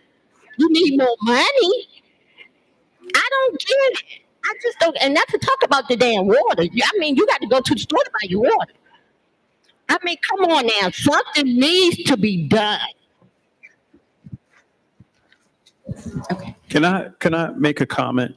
You know, one of the things I want to make sure, is, when we come here to express our concerns about all of the vital services we provide, that we do our best as representatives for the organizations that we're with to give you the right information. Certainly, when you talk about water quality, that's the core of what we do. Okay. And a lot of people may not know it or not, but I got some notes. One of the notes that I have, and this public information is shared, but the drinking water that we all benefit from in the district is treated by the aqueduct, the Army Corps of Engineers. So DC Water purchases the water and we pump it through 1,300 miles of underground pipeline to everyone's homes. And through that whole system, we're monitoring to ensure that it's safe when it reaches you. Now, when we have concerns about water quality, we need to know directly from the customers that are impacting. So if we're making the case that there are challenges with the taste, the smell, the odor of the water, we want to hear from you. We want to hear from you here. We want to hear from you directly. We have all of this communication on dcwater.com. You can call our customer service line, the number on your bill. You can call our emergency command center. We want to be able to get involved as soon as we can. That's an impact to your household. That's an impact to the community. We want to make sure we reach out. And one of the other things I want to make sure before we end, because we're talking about affordability, DC Water, we have a lot of programs. CAP Plus, CAP, CAP 2, CAP 3, nonprofit. We partner with DOE. We have the emergency splash program for folks who are pending disconnection of services. We want to help. That program alone is just donated by the public. Me, I live in Maryland. I've been donating to the Splash Fund to help residents in the district. I've been with DC Water for 14 years since day one. That's how I'm committed to helping people that I don't even know, because I know I use water. I want someone to help me. So we have these programs. We have the leak repair, leak assessment. We partner with DOE. We know the bills may be high for some of us, and we wanted to find ways to help folks. So we are covering a free leak assessment. If you're in a CAP Plus, CAP, or CAP 2 program, and you've received a high usage notification alert from DC Water that, hey, this is out of your normal usage range, you need to contact us to let us know what's happening, because it's going to filter on your bill. So we're letting you know ahead of time what's to come. But with that, we want to help. So we're going to say, hey, you're also eligible to get free leak assessment. Maybe something's happening in your home that you don't know about. Yeah, I shut the sink off. I stopped the toilet from running. Something may be happening. We want to help. We partner with DOE.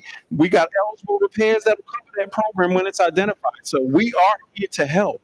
You got water quality issues, call us. You got affordability issues, reach out to us. We got a whole robust suite of programs that we want to help. But we won't know if you don't reach out to us. I just want to make sure I put it out there before we ended this panel. Okay. All right, well, we have one last question over here. So. Thank you for your information. My name is Ms. Middleton, and I'm a resident of Ward 5. My question is directed to Washington Gas. I found out through a routine credit inquiry that my information on my gas bill was not reported to the Big Three, but there is a specific credit service that is directed just for utilities. And Washington Gas put my information on there, and it's called NCTUE, and it's for overdue or whatever utility services. So I know you all mentioned that, delinquencies are up. I know about Washington Gas. I'm not sure about Pepco, and I'm also not sure about DC Water. But Washington Gas, that was, and I did have a record there. So is that something that you all are going to notify employees or customers that is part of your procedures now? Thank you. Thanks for that question, ma'am. If you would please see me after the session here, I'm going to get your name and number so we can talk. Okay? Okay, can you pass the mic down to Pepco?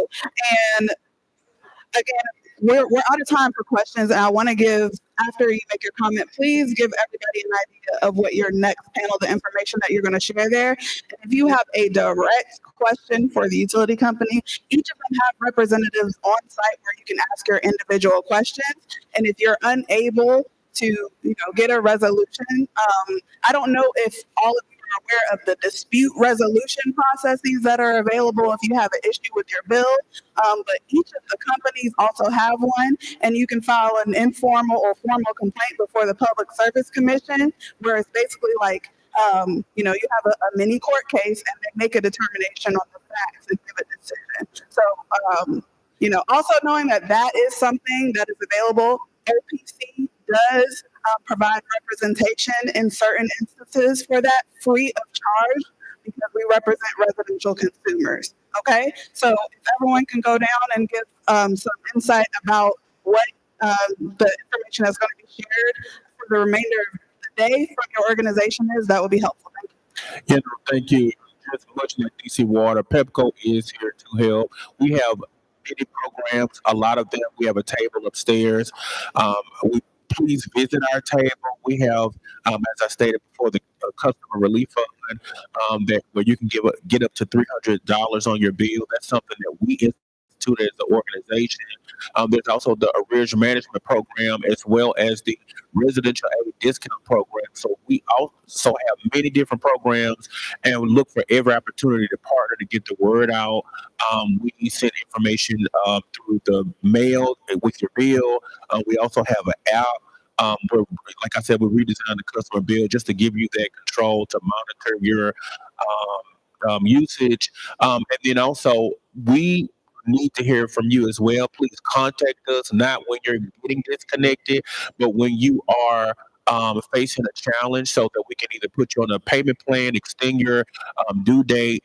There are different things that we can do, but we definitely want to hear from you as well. So please do, when you see us at the festivals and the streets, at the ANC meetings, at your civic association meeting, please come up to us. We do have information to share with you, and there's information upstairs at our table. Thank you. Quickly. Hi again. Really quickly. Yeah. Just a reminder from the DC Water side, we do have folks from our Lead-Free DC program. They'll be able to talk to you more about that program. We also have representatives that can walk through your bill. So if any of you came with your DC Water bill and you need some assistance, we have one of the managers that runs our billing department here. So that's how committed we are to giving you the support. Additionally, through our breakout sessions, you'll get more information of all of our customer assistance programs and how they can help you and where to go to sign up. Additionally, we'll give you information about the leak assessment program and determine whether or not you're eligible to take advantage of it. So again, we're looking forward to additionally keeping the relationship strong. You are our customer, and we want to help you. Thank you very much. I don't think that we're part of one of the next panels, but I did want to say this. We have a consumer services division that can help you mediate disputes that you might have with the utilities here. I want to give you their phone number and their email address so that you can have that in the event that you might need it. It's of course 202-626-5100. That's our phone number, 626-5100. And the email address is psc.dc.gov. psc.dc.gov. We have a website where you can easily connect to the organization, but those are our phone numbers and email addresses. Thank you. So thanks for allowing me to be a panelist today. So in our next session, we have a breakout where we're talking about our arrears management program, which is AMP. Also talking about budget billing and installment plans. Talking about our new costs and hours that we've implemented recently as of September the 1st. And along with Pepco and DC Water. If you have any questions regarding Washington Gas, before you get disconnected, you get a reminder notice or disconnect notice, please reach out to us prior to any of that happening so we can ensure that someone on the customer experience team will be there to help you and assist with any issues that you may have. And as far as DOEE, we have people from our River Smart Home program. We have representatives from our Solar for All, as well as our LIHEAP and our CREAC residential and CREAC nonprofit programs. So in our breakout session, we will be going over the required documents because that is a lot of time what holds up residents' applications, and a lot of times they are not approved because the residents don't submit the correct documents. So we're going to go over that, and as I mentioned, the new start date for this fiscal year as well. Okay, everyone, please help me join a round of applause for our panel today.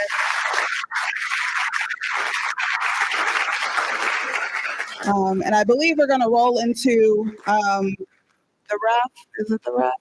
Yes, the raffle. But just to kind of wrap things up, some advice that I generally give. This is not legal advice.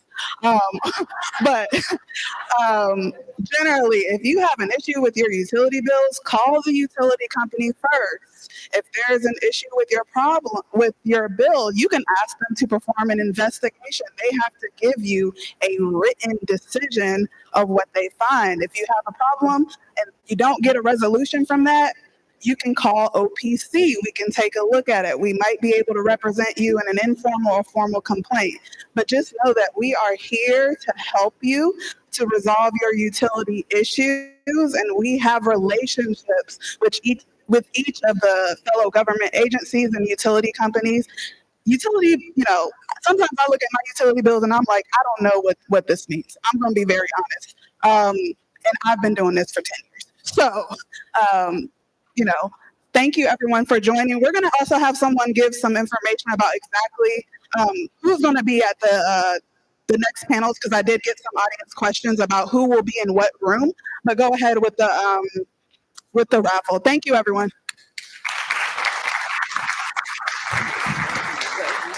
Hello?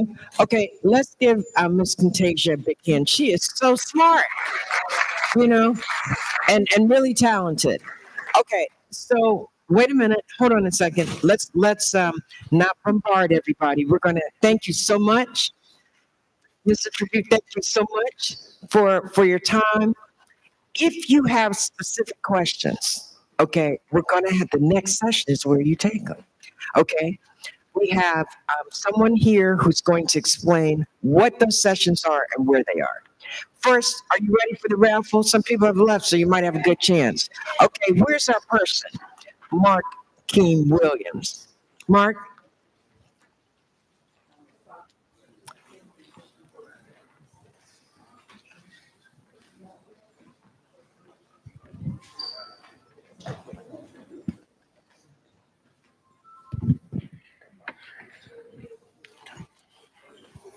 Oh, wow, let's see. Good afternoon, everybody. How we doing today? Awesome. So I'm going to assume that most of the people in here have received their raffle ticket. Is that true? Awesome. So I think we are ready to find out what the raffle is all about. Okay, so we're not going to do one of those big machines. We're not going to rotate a machine or anything of that nature. We're going to make this real simple. I'm just going to dig in and pull out and see what we get. Are we good with that? Awesome. Okay. All right, I heard shake it up, so I'm going to follow suit. All right. All right, so we're shaking it up. Let's see what we got here. Can we get you don't want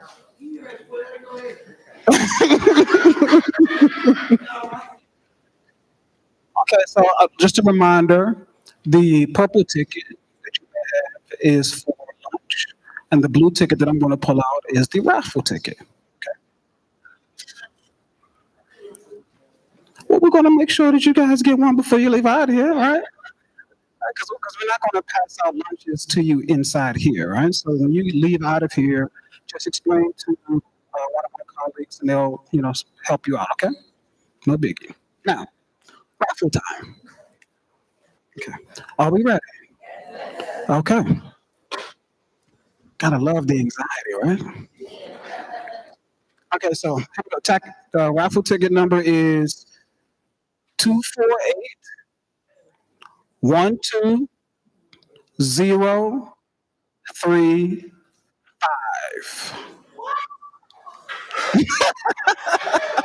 035. That's what I'm saying. Okay, so this is, And we have a winner. all right, so we have a winner, Mark. It looks like we have a winner, ladies and gentlemen. Awesome. Take your time, please.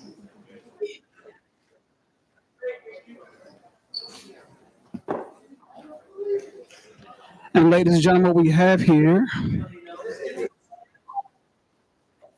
let's just verify, 035. That's 035. Awesome. Thank you. So please come up. We're going to do this is a signed autograph Alex Ovechkin jersey. Alex Ovechkin, one of the greatest hockey players of all time, certainly one of the most celebrated athletes in our city. Okay? This is a wonderful raffle item. We're so glad that you are the recipient of this. Thank you so much. It's our pleasure. Thank you so much. First time I won something.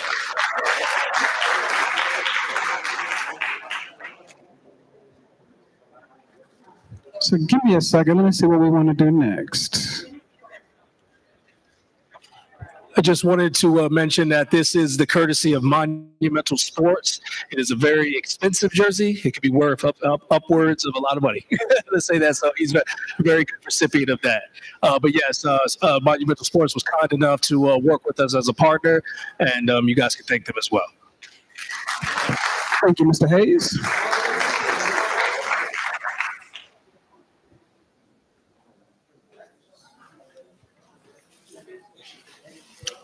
Okay, so we're going to have Ms. Rashida Boyd come up and explain to you about the breakout sessions, okay? This was not the last raffle, so hold on to your tickets, okay? Thank you. Good afternoon, everyone. Thank you for being here.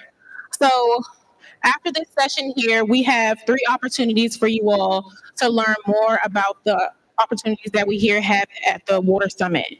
So many of you had some individualized questions. We want you all to join us at our utility help desk. That's right outside these doors on the 4th floor. We have DC Water, OPC, Greater Washington Urban League, the Department of Energy, as well as PEPCO representatives there to answer any questions you may have that are, individualized. You get one-on-one attention with those representatives. If you just come out this door to the 4th floor, and we'll have some OPC representatives right outside to meet you all. We also have an affordability session.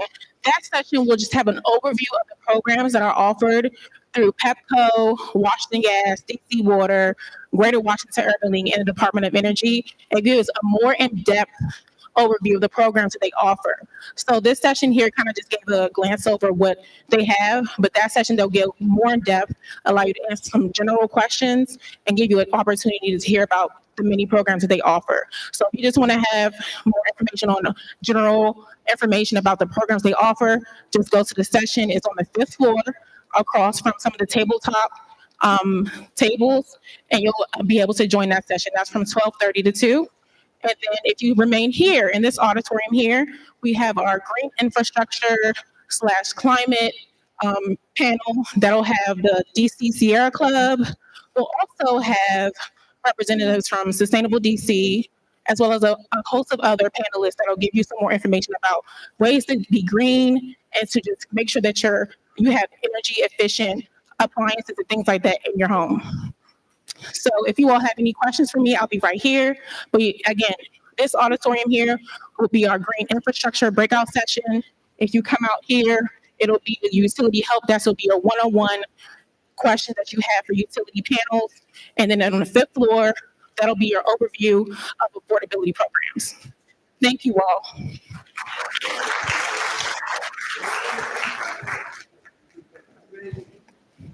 Oh, yes. And our keynote luncheon will be at 2 p.m. Thank you. So, oh, y'all gave me the Sunny D. I'm gonna pass out. Okay, you're not leaving? Okay. We are allowed, no, it's up to you. But we do have some people that were coming like through transportation like Seabury who have to leave at 12:30, so we're allowing them to take their lunch. My sugar drop. If you want to take the elevator up to the 5th floor, and that's where they're giving out the lunches for people who can't stay or for reasons like yourself. Okay. Yeah.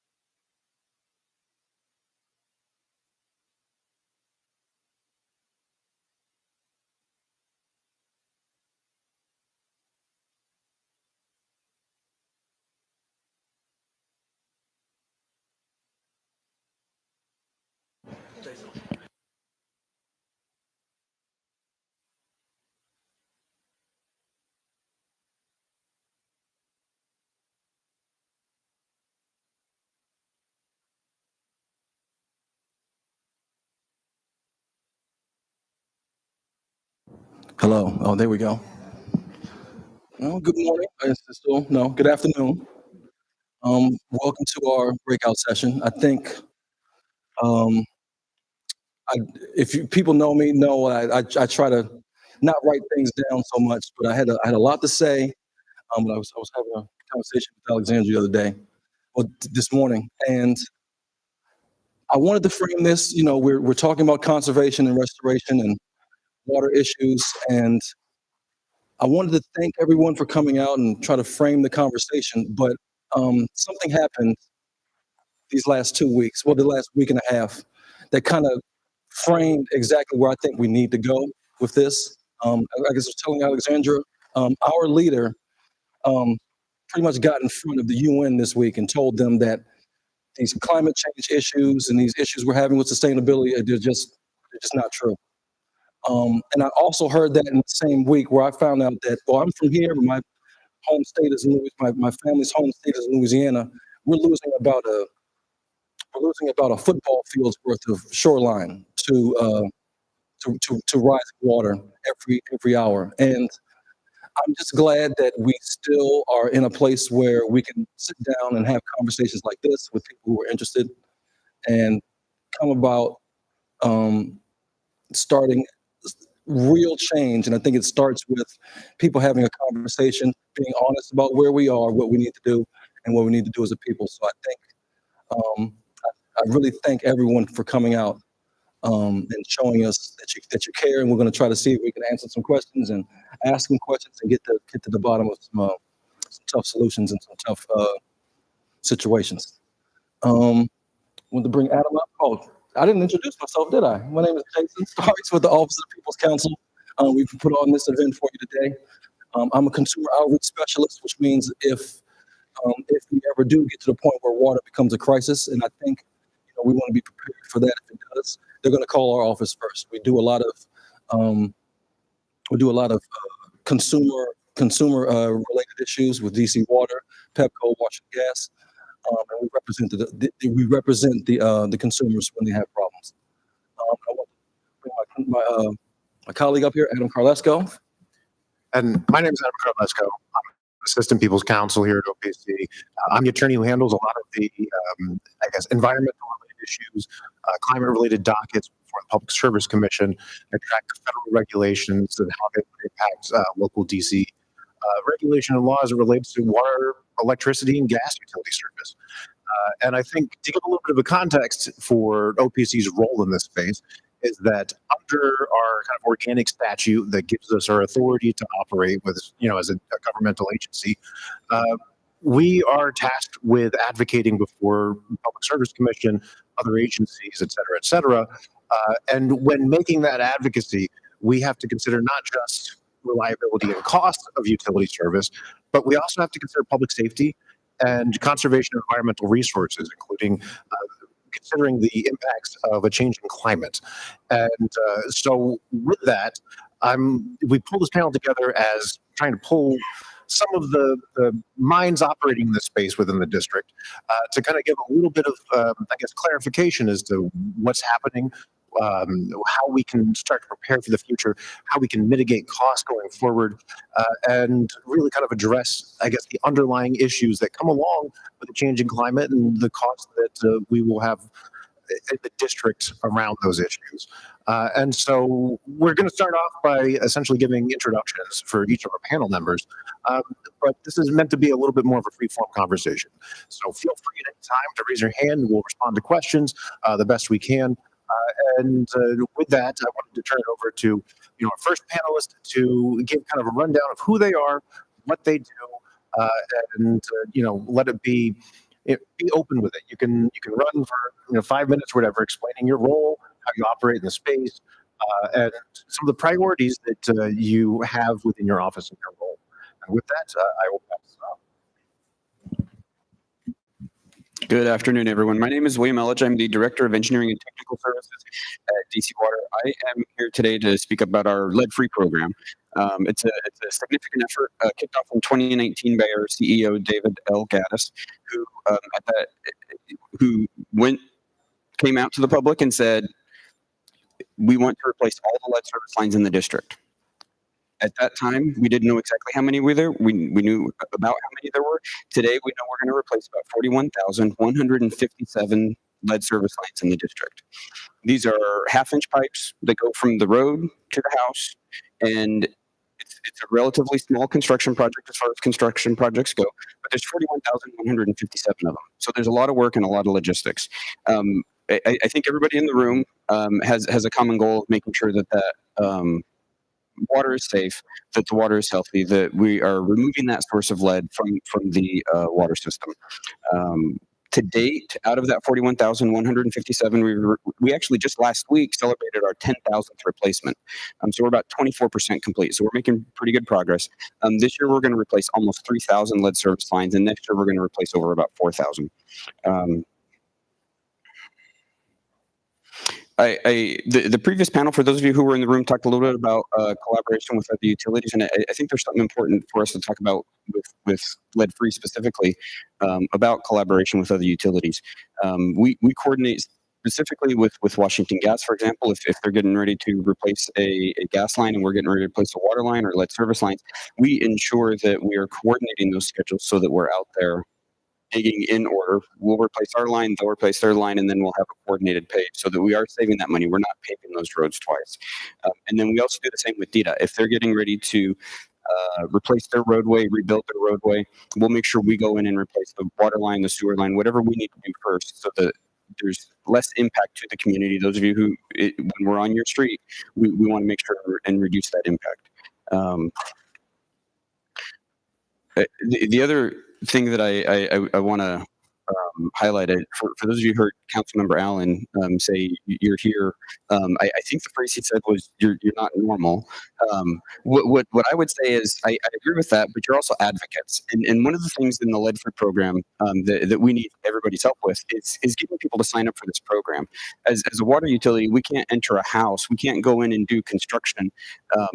Even though we're just barely going inside the house, we can't do that without a homeowner agreement. And those of you who are here are educating yourselves on this, and many of you are already educated on what needs to happen with lead service lines, and advocating with your neighbors and getting everyone to sign up.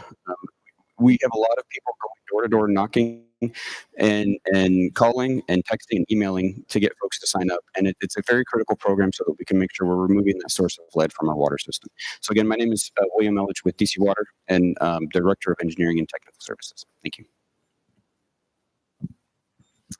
Hi, everyone. My name is Juana. I'm with the DC Department of Energy and Environment. I've had a couple of visuals for my overview if we're able to pull those up. I work on what's called Sustainable DC, which is DC Sustainability Plan. It is co-led by the Department of Energy and Environment, where I work, and the Office of Planning. That being said, since it's DC's Sustainability Plan, it's essentially the roadmap of all of district government.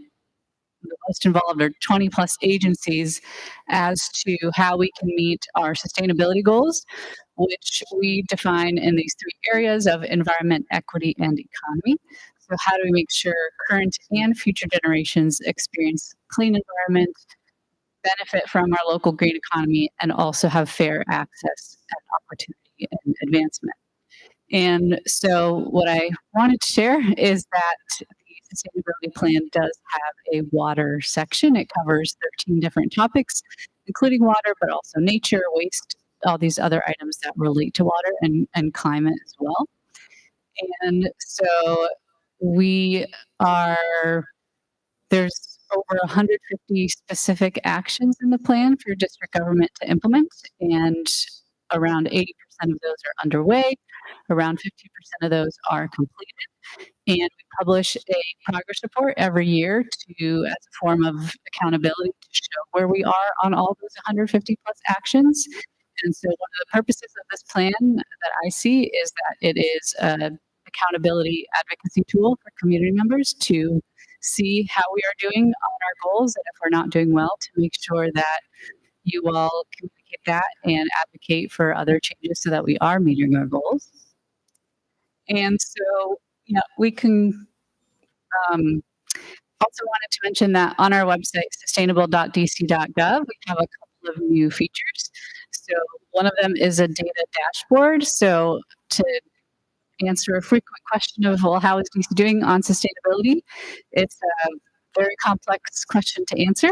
And part of the answer is hopefully through this data dashboard, which brings together a bunch of sustainability related data points. The water ones, for example, show what percentage of the area in the district has green infrastructure to help with managing our stormwater, and it has other benefits as well. Also, we have now a map of sustainability points of interest, which include features like large green roofs in the district, or commercial buildings and entities that participate in the RiverSmart program, which we'll hear about in a little bit. So it's a way to see what's going on in the district, what's around you, what sort of projects are really the real world implications of having sustainability goals. So with that, I'll turn it over to you. Thank you, and good afternoon. My name is Alexandra Campbell Ferrari. I'm the Executive Director of the Center for Water Security and Cooperation. I'm really just a water lawyer. So I started the CWSC about 10 years ago, focused on using the law to ensure that communities have access to drinking water and sanitation, and ultimately achieve water security internationally. So we do a lot of work with other countries, within our own country, at the national, state, and community level. So I kind of wanted to take a slightly different direction just because I am a DC resident, a proud DC resident. I was sharing earlier that I don't necessarily do a lot of work in DC other than as a resident. But I wanted to share some of the lessons I've learned working across the United States. And one of the watersheds that we work in is actually the Mississippi River watershed. And if you know, you may or you may not know, it actually covers 31 states of the United States. There are 10 states that are actually along the Mississippi River. But what's amazing is that we have $400 billion worth of economic goods that travel down it. We have 400 species of water, of birds and other flora and fauna that live within that watershed. It's an incredibly important resource, yet there's no regional cooperation. And the reason I share this story is because actually in this region, there is a lot of cooperation. And so I think that's a shining star in the future of watershed management, right? We don't often work together when it comes to protecting our water resources. And the Mississippi River, despite how big it is, despite the fact that it covers 31 states, there is no cooperation within that basin. And that's actually one of the projects that my organization is trying to work on, is creating that network of people, laws, and policies throughout that watershed. And a lot of that already exists in this watershed. There's just a lot of work to implement it. In the Mississippi River watershed, there's a lot of work to create, or we have a lot of work to do to create that basic kind of legal infrastructure and people infrastructure in order to implement something. I also wanted to share a few lessons learned throughout the work that we've done. One is that as a lawyer, what I see is that our laws are not providing a sufficient enough foundation upon which to protect our water resources. So if you're concerned about PFAS, if you're concerned about endocrine disruptors, if you're concerned about our water quality and how that's impacting our drinking water, there's a lot of reason to be concerned. There's a lot more work we need to do to ensure that our laws create those protective mechanisms. Second is that climate change is real. Climate change is impacting our ability to provide these drinking water resources. So in the Mississippi River watershed, for example, there's saltwater intrusion in Louisiana. There's agricultural runoff, right? And it doesn't make anyone the villain. We're so quick to call somebody the villain because, they're creating this issue. They're not villain. They're not the villain. It's that we have to resolve these issues and work together in order to create those solutions, which again brings me back to that network and regional watershed level working together kind of theme. And then lastly, one of the things we don't as people, but also as a sector, if I call the water kind of group a sector, realize that all of this is linked, right? We need water for almost everything that we do. So businesses, for our agriculture, for our national security, for our sanitation, for health and hygiene. We need water, but we don't legislate or manage our water resources with that in mind. And one of those things also comes with environmentalism, right? Environmentalism and protecting the environment protects our drinking water. So if we stop certain chemicals from getting in our water resources, we also protect our drinking water. So just wanted to provide a little bit of that kind of national scope. Thank you. Well, thanks. That was a great segue. My name is Ariel Conti, and I work for the Watershed Protection Division at DC's Department of Energy and Environment. So I'm focused on DC's watershed, which is part of a larger watershed, the Chesapeake Bay, which is what you were referring to when you were talking about kind of this multi-jurisdictional cooperation that we have. Funding and laws and programming that are all helping clean the district waterways and ultimately the Chesapeake Bay. So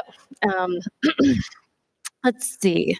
I want you all to envision a world, a DC, where you're able to jump in the Potomac and the Anacostia and go for a swim in the summertime, where you're able to go out on a fishing boat and catch fish and eat those fish from the Anacostia, where you're able to walk to a shaded park, where you're able to kayak through beautiful wetlands that are helping reduce flood and create more of a more flood resilient DC. So my department is helping to create that vision of the future here in DC. We do a lot of implementation work. Our job is to restore and protect DC's waterways by reducing stormwater runoff, improving water quality, and creating green spaces for DC for folks who live, work, and play in DC. The way that we do that is like three main strategies. First is building and maintaining green infrastructure. Second is by restoring natural systems, so things like streams and forest patches in the district.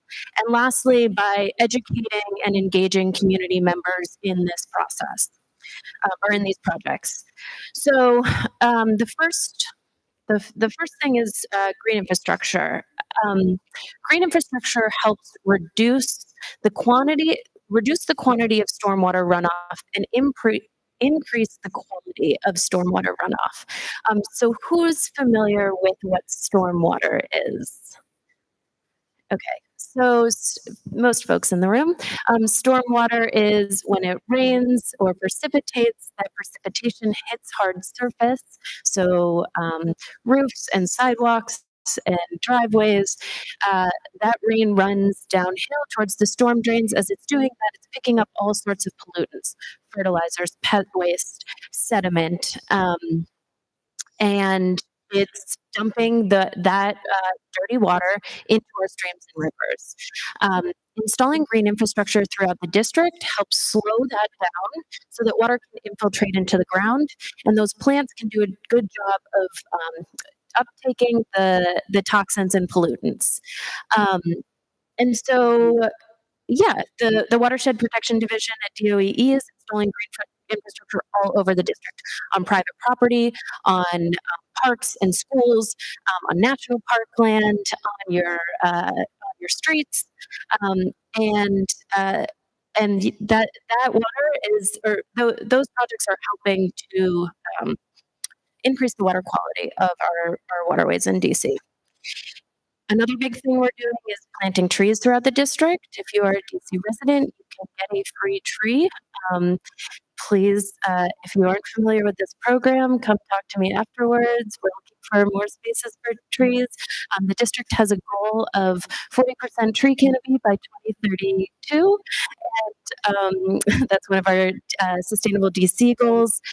We are working hard to retreat DC, help with cooling the air, providing shade during the summer, and helping with water quality.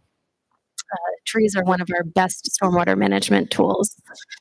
The other big thing we're doing are these natural system restorations. So stream restorations like in Watts Branch, in Pope Branch. We've got a big project coming up in Fort DuPont. We've done work in Hickey Run.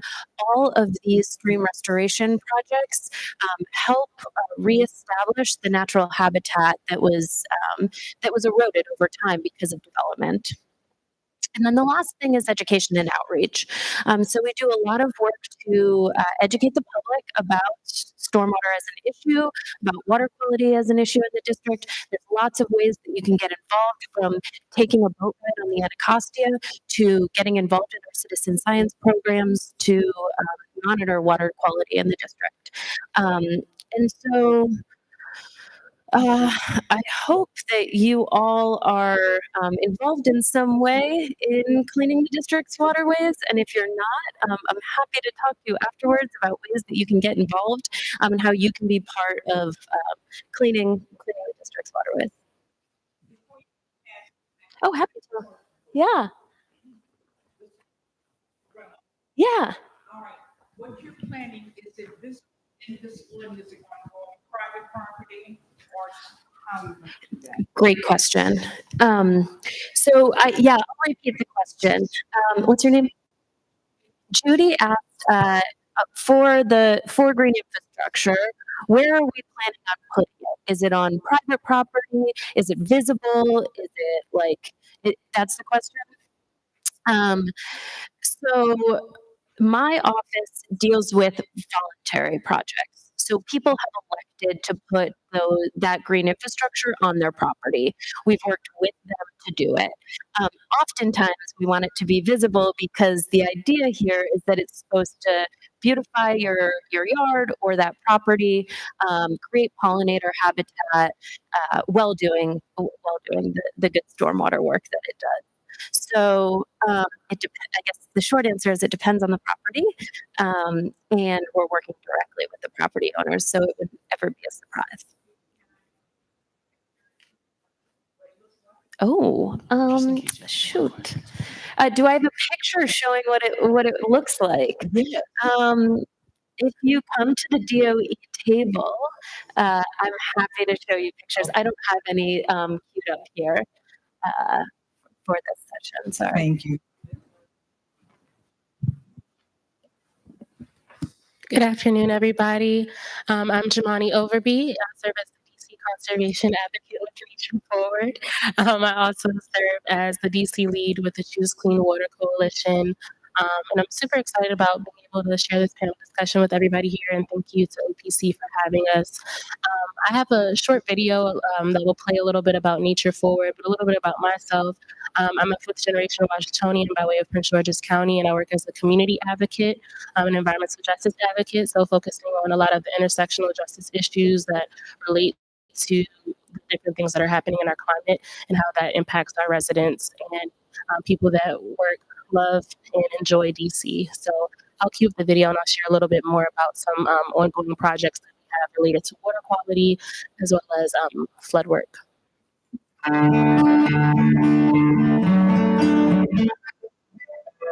Nature needs all of us, and all of us need nature.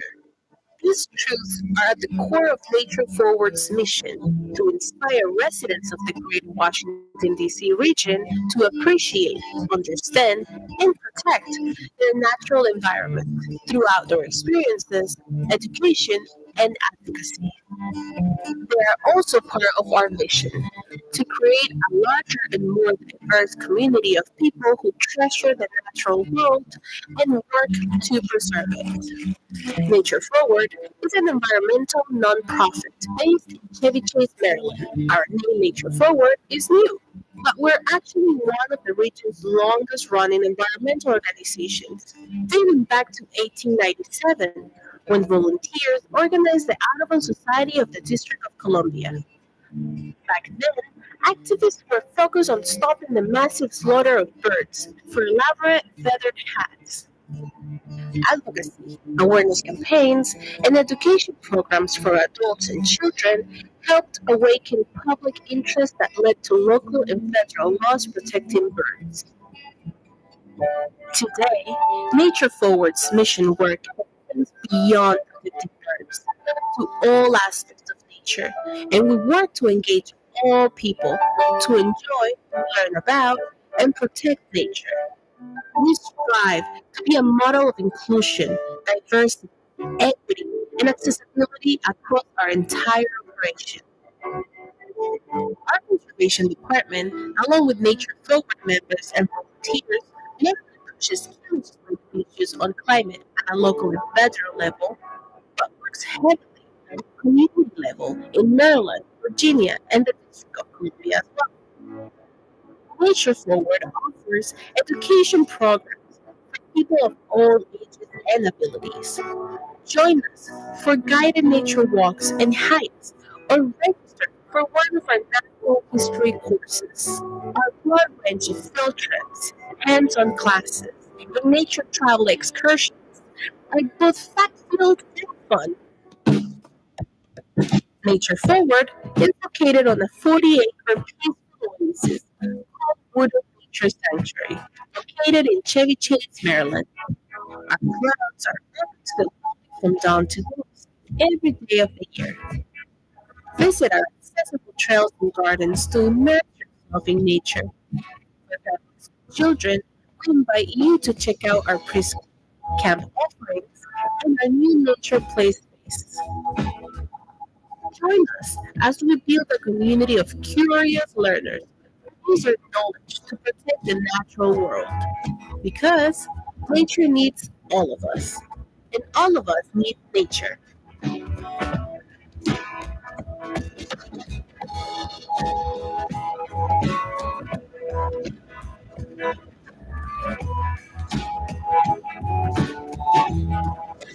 So that's a little bit about Nature Forward. If you have any questions about anything that was shared in that video, check out stuff that's on our table on this side when you go out upstairs. But some of what I'm proud of and what I've been able to do with Nature Forward is that advocacy and outreach work is what I really focus on within the conservation department. And as the lead for the Choose Clean Water Coalition, we're working toward creating a cleaner Chesapeake Bay through our waterways in DC. And that means advocating for certain laws, advocating for bills such as the bottle bill, advocating for restoration projects and making sure that there's a lot of community involvement into those process, but also outreach projects. Last year we completed a flooding workshop projects actually funded by Department of Energy and Environment to provide workshops to residents on how to be more resilient against flooding in their homes. That means how they're going to manage what happens when they have floods, or how they can be more resilient as a community and really take action, as well as advocacy with it towards the DC Council.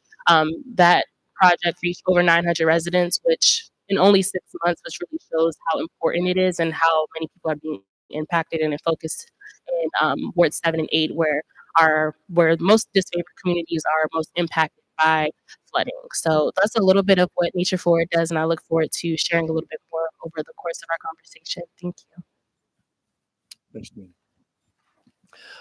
Great to be here with you all today. Shout out to OPC, Jason, Adam, for putting on the Water Summit. My name is Larry Martin.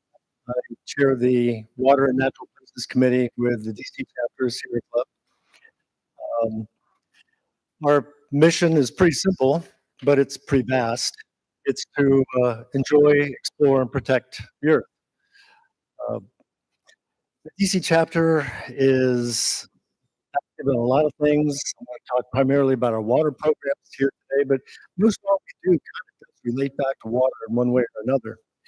I'm going to start with one of our more recent campaigns, and that was to include environmental objectives in the legislation that was passed for the redevelopment of RFK Stadium. Unfortunately, we actually didn't succeed in getting much of anything included into that. But it's not because we didn't try, and we worked with a lot of folks across the district to try and incorporate concerns about stormwater management, flood management, clean energy, waste management. The mayor really wasn't open to including those things. But we're not going to stop. We're going to develop a relationship with the commanders, and we're going to advocate on behalf of the environment with commanders. We're sure that they're going to be receptive, and that we're going to advance a sustainable program so that the commanders, when they redevelop their stadium out at RFK, can be proud of their sustainable outcomes. So as many of you all are aware, we spent $1 billion, nearly $1 billion, probably when you consider everything, well over $1 billion on cleaning up the Anacostia River. We put tunnels in out there. We have invested in cleaning up the sediment. We are cleaning up Kenworth Park, which is an old landfill that leaches water through its trash into the Anacostia River. There's a lot going on.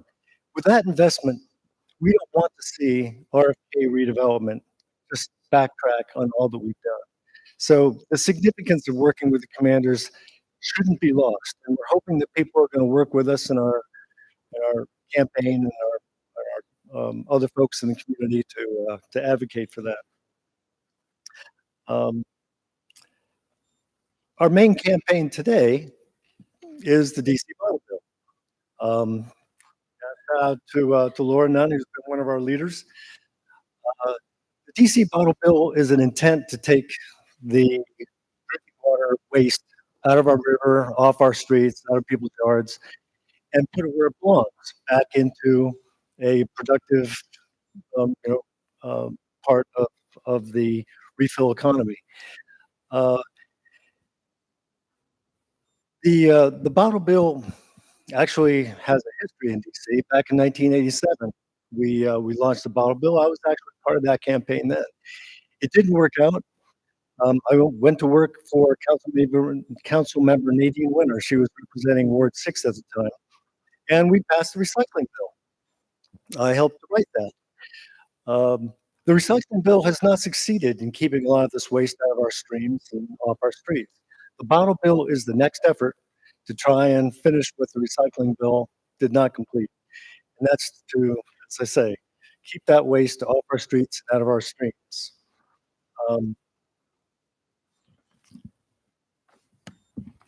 I've had firsthand experience cleaning up streams in the district. DC Sierra Club has been cleaning up a section of Watts Branch for the last 10 years, twice a year, spring and fall. In fact, our next cleanup is going to be this coming weekend. It's at Kenilworth Park, so if anyone has any interest in coming out and joining us, there's information at our table. It's the 3RC table at the end of the hall over on this side of the exhibit space. Yeah, come on out and join us. We have a good time, and you know, it's just one of the things that we hope the bottle bill will be able to fund through the refund activity that now the mayor is no longer funding over at the DC Department of Energy and Environment. We need to get funding for those programs, and the bottle bill will help provide for it. Sierra Club has also been a leading advocate for clean energy, and the connection to water, of course, is that with global warming, we're seeing heavier storms, we're seeing flooding, we're seeing sea level rise, which is going to lead to river rise in and around the district. Clean energy can help to reduce that. The district's not going to succeed all by itself, but we should be part of the solution, and we should be a leader in helping to reduce CO2 emissions and to address climate change. Sierra Club has also been working to keep the cost of water down in the district, but at the same time, to contribute to the reduction in lead in our drinking water. Most folks don't have too much of a lead problem, but there are still probably a good 70,000 lead connections in the district through our drinking water supply system. We work with DC Water and we work with DOEE. We work with City Council to try and address the lead service line problem. We have a bill before the Committee on Energy and Environment, Charles Allen Committee, that we hope to move this session. We're not confident that it's going to add money to this, but we are confident that we can improve DC Water's efficiency and how these lead service lines are replaced. So anyway, we've got a lot going on to protect the environment in District of Columbia. Opportunities for volunteers, any which way you look. Come on by our table. We're happy to plug you into some of our initiatives. Thank you.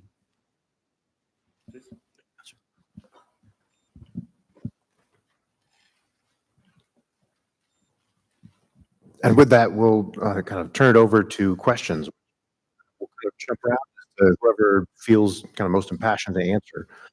So the first one that we had was, what are the most pressing concerns for water quality in DC currently? There are a lot of threats at a larger level, lead contamination, PFAS, stormwater runoff, et cetera. And how do you prioritize solutions? And this could be for anyone who, be it government or the NGO sector. Come up here or just take the microphone? Okay. So, as we've learned in the last budget cycle, get prioritized is in the budget. They're all important. We care about all of them. We want to manage flooding. We want to manage stormwater runoff. We want to manage lead in our drinking water. We've got problems with PFAS and other contaminants coming off the Blue Plains. The way we deal with these things is we get them funded so that these programs can get support. Your money talks. Talk to your council members. Make your opinions known. What are your concerns? What are your priorities? If you have a lead service line, or if you don't know if you have a lead service line, that may be your priority. If you have flooding in your community, that may be your priority. They're all priorities. how they get ranked is really ultimately a budget exercise in DC, it seems like. Anybody else? Yeah. I guess thank you for that, saying what I can't say. Um, the other thing that, I mean, I come from a stormwater management space, so I'm going to be talking about that. But, one of the biggest threats to our waterways is development upstream. And so there is a lot that we can do here in the district. And if you have friends or family who live in Montgomery County or jurisdictions that are upstream from us, redevelopment projects or development projects in those areas can greatly affect the quality of water here in the district. I see a hand up. How into it is the program to change piping to copper piping? How far along is that? Has it already finished, or is it underway? Where does it stand? For the this is William Elledge with DC Water. I can speak to the lead program. We're about 24% complete so far. There's about 41,000 that we estimate based on our modeling, and just last week we replaced our 10,000. So we're a quarter of the way through. And I appreciate, Larry, your words as well. One of the most important things that folks can do to help us get to that finish line is if you don't know if your house has a lead service line, on our website you can type in your address and you can find out what material type it is. DCwater.com. We have a page dedicated to lead, so /lead, and there you can scroll to the map, you can type in your address, and you'll find out if you have a lead line or not. And right there on that same page, you can also sign the agreement that allows us to go into your home and do that portion of the lead service line replacement, which is we have to have that before we can enter the premises and do any of that work. We are exactly on track to be in compliance with the LCRI, is the lead and copper road improvements 2037. We're replacing about 4,000 a year. Thank you. Hello, I have the mic. Hi, my name is Sheila Tyson. I specifically want to talk about creeks. My daughter lives in Ward 7 in my grandmother's old house, so this is something I've noticed over the years. The creeks that run off of Nanny Helen Burroughs at Division Avenue, I've never seen that creek clean. All those creeks that run from Kilmerworth, all of them are dirty. It's trash. Never seen it clean. What's the status of the creeks that are primarily in Black neighborhoods? River Terrace, Deanwood, Kenilworth. Y'all looking at me like, do you know what I'm talking about? Well, let's talk about it. Do people want to hear from you again? Or do you want to take it? I want to hear the truth about the creeks in DC. Yeah, I think that's a really important question. But I also want to add, a friend of mine just sent me a picture from where the old mill is on Rock Creek. There's a dam there. That's, I believe, in Ward 3. You would not believe the amount of plastic bottle trash just rolling around in the water underneath the dam. It just kind of collects there. So it's not just a problem over on the Anacostia. But I did want to say again, we have a cleanup, Sierra Club and Anacostia Riverkeeper, and some of the schools in DC are actually participating with us this year. We have a cleanup over on the Watts branch, which is right at the end of Burroughs Avenue.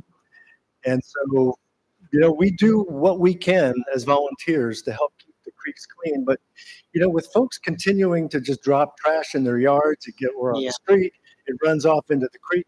And by the way, it doesn't stop there. It ends up in the Potomac River, and that's down in the Chesapeake. So, yeah, it all runs downstream, right? The bottle bill, which is going to have a hearing before the City Council this Wednesday, is an effort to help control some of that waste. You can't control everything with the bottle bill, but we've been doing these cleanups for about 10 years now, and we check what we're collecting. We weigh it, and we kind of like figure out where's all the stuff coming from. there used to be a lot of plastic bags in the stream. There's not as many plastic bags anymore because you've got that 5-cent fee at the grocery store. So people are a little more careful with the plastic bags, or they use reusable ones, right? But now, if you pass the bottle bill, that'll keep bottles at least out of the streams, and they are the #1 segment of our trash by volume, not by weight, but by volume, that we're taking out of the streams now. So I hope you all will come out for the bottle bill. As I see, there's a hearing on Wednesday. Contact your council members. Let them know that you want to see that bottle bill pass. I think we need to educate the public a little bit more because I've seen people walk down Division Avenue, throw things in the creek. It's a habit. People don't realize how that relates to what we're talking about, water quality. So we need to talk more about education in terms of dropping things in the creek.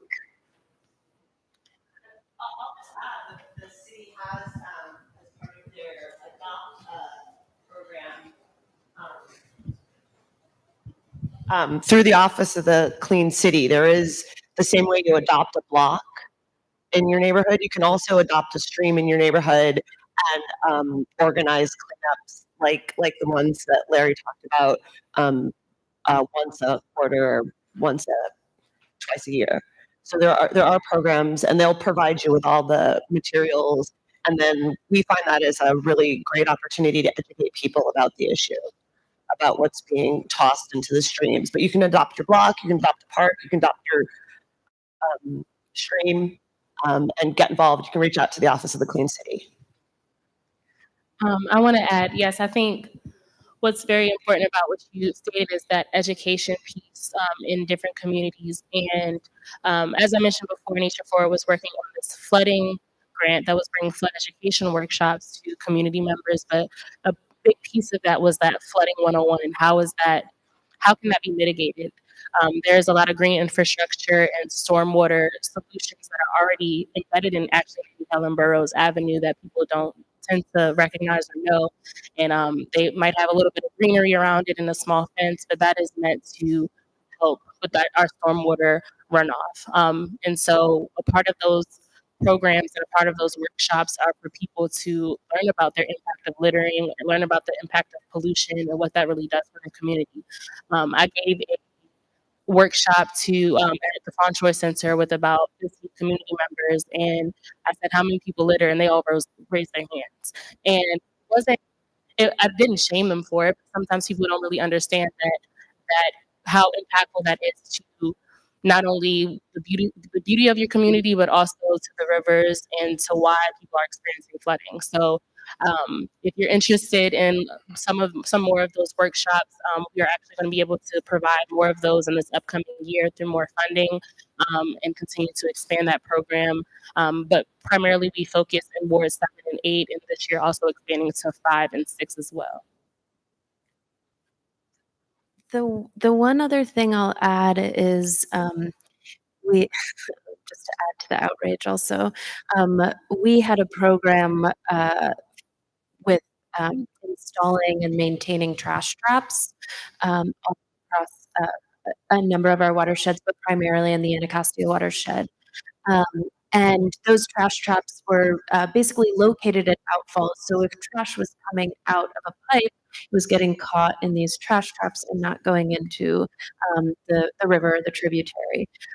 With our budget cuts next year, that program has been that program has ended. So we're no longer able to install anymore or maintain the trash traps that we have. We're hoping to be able to bring that back in next year, but it is one of those defenses against litter in our streams, kind of the last line of defense that was cut in our last budget. So.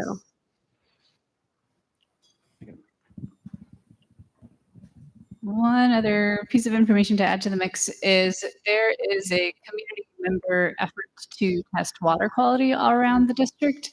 And as part of that sustainable DC data dashboard I mentioned, you can see at the citywide level what percentage of the samples pass what is defined as swimmability criteria.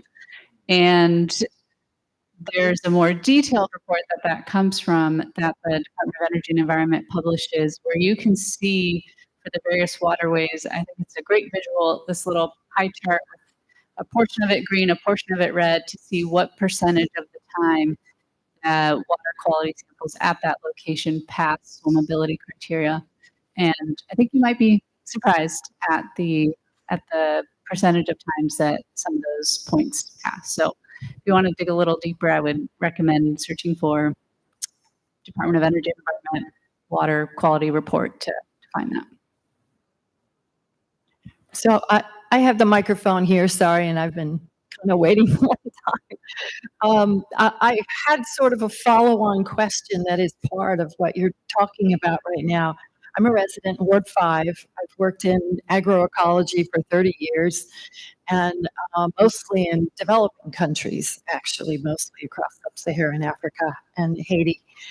And so my question is, what are we doing to work with schools at this point? Because so much of environmental change historically has come from kids learning at school and bringing it home to their families, because the families, the adults may or may not either be interested, they may not have time to care. You know, people, particularly lower income neighborhoods, have much bigger fish to fry than whether they dropped a bottle on the highway on the way home. You know, and there are a lot of correlations statistically about where you're going to find the most trash. And it's not for lack of caring. It is sometimes a lack of awareness. And I asked a woman once, and she said, well, if I litter, I'm creating a job for somebody to clean it up. I swear that's what she said. And she was a lower income person. And so our thought processes are just different. And so bringing it back to the question and, you know, the cleanup of the streams and it's not necessarily about the cleanup. It's about get people to stop polluting in the first place, get people to stop littering and contaminating and whatnot in the first place. So how can we, or are we reaching out to students and younger people to bring that information up and have them bleed it into their communities and their households and their families? So to start it and answer, one of the agencies that's not represented up here is the Office of State Superintendent of Education, which goes by OSSE, and they lead up an environmental literacy program, and they also report out every 2 years on the activities on environmental literacy in the district.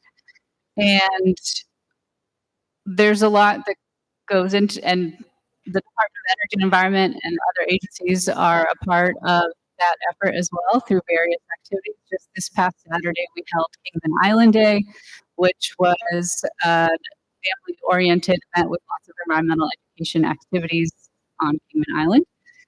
In the schools, there's lots of initiatives from school gardens to farm field trips to students going out to the annual Anacostia Youth Environmental Summit. And so one thing we can measure in that space is the percentage of schools that offer some type of environmental education programming. And so if they do one of those activities, it gets counted as they're doing an environmental education activity. And as of the last count, 84% of public and public charter schools in the district offered some type of environmental education activity. That does not measure the students reached or the impact or outcomes, but there's certainly lots of environmental education activities ongoing.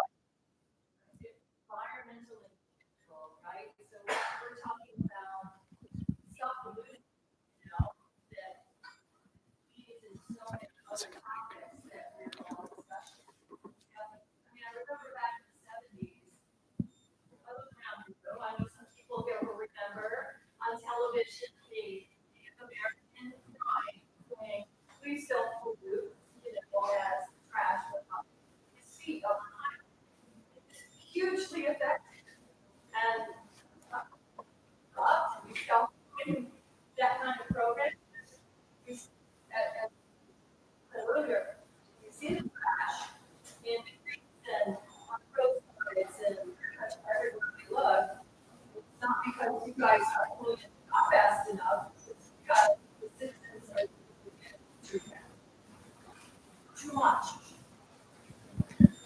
I can just share a quick, a story that really echoes, I think, the sentiment that you have.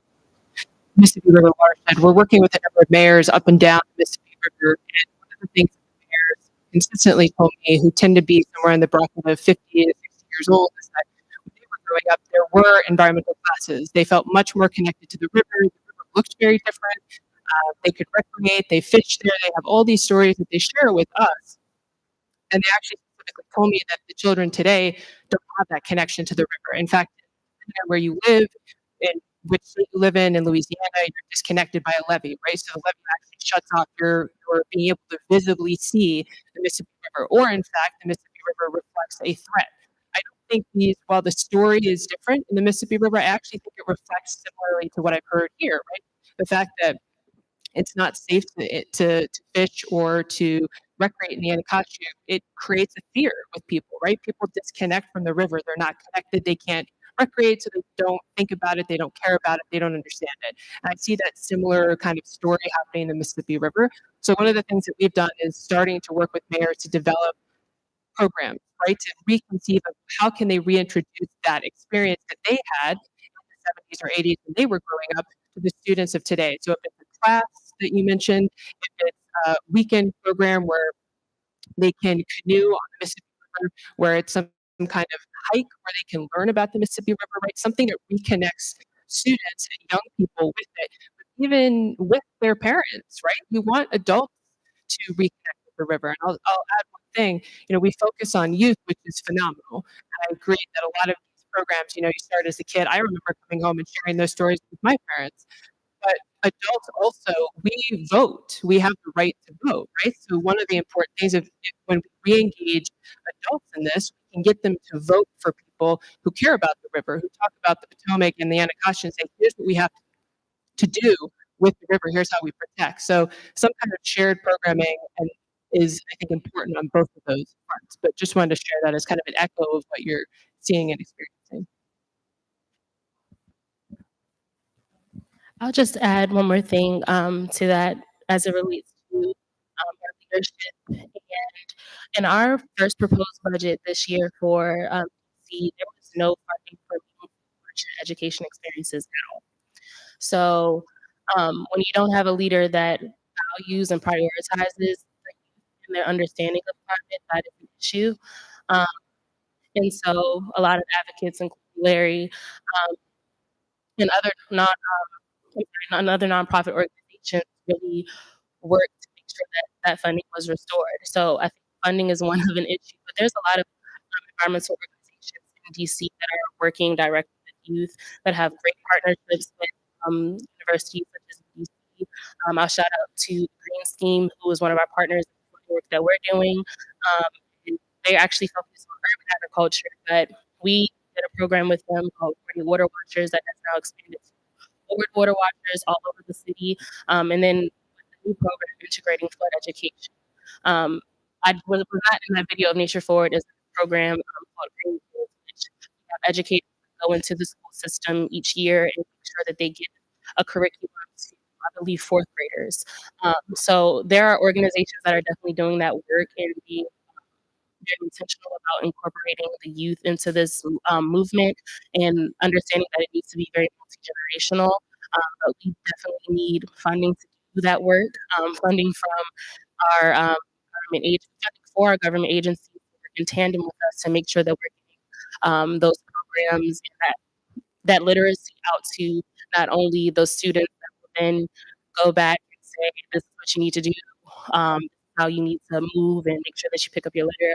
I truly believe the kids will be all right because they have this understanding and they don't have developed habits that are deeply enriched into them already.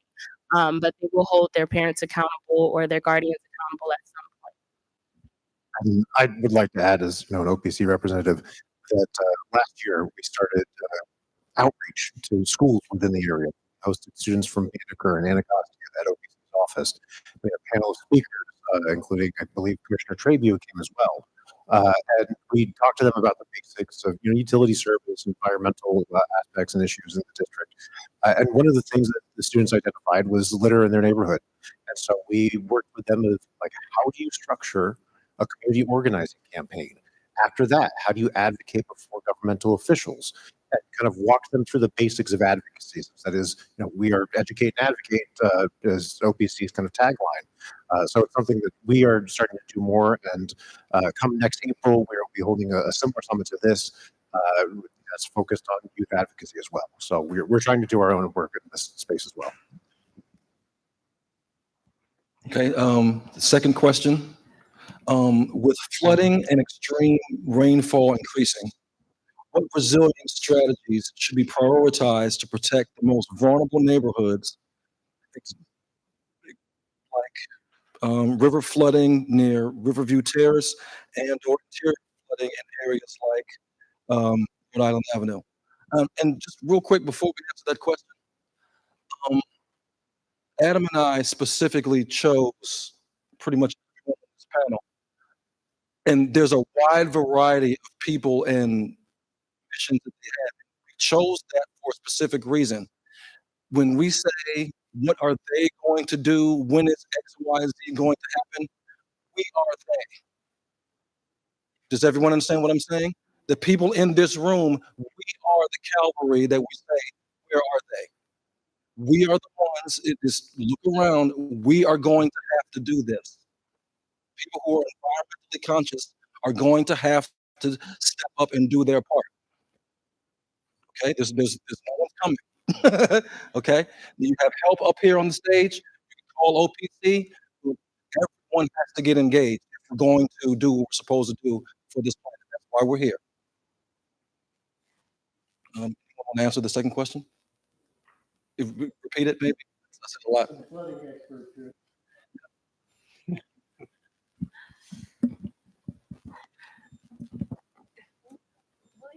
Reiterate the question. With flooding and extreme rainfall increasing, so what resilient strategies should be prioritized to protect the most vulnerable neighborhoods?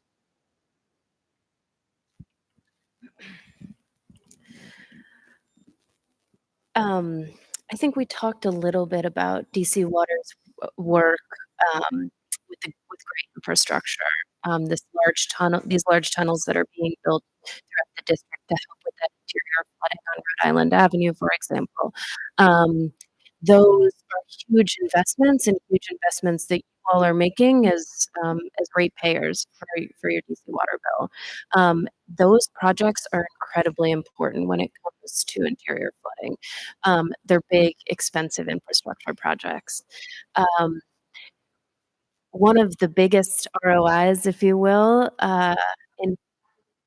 return on investment, when it comes to flooding is planting trees. It's one of the cheapest options. It's one of the easiest things to do, and it's one of the things that has the biggest effect on stormwater management and flooding and flood resilience in the long term. If there's nothing else you can do, you can plant a tree. And so, yeah, when I'm talking to folks about easy solutions, tree plantings is usually the one I go to. Flood resilience. If anybody came up and visited my table over here, we have a program at DOEE called Flood Smart Homes. It's an opportunity for residents to get a free assessment of their home and see what projects they can install to help with flood resilience, help reduce flood risk on their property.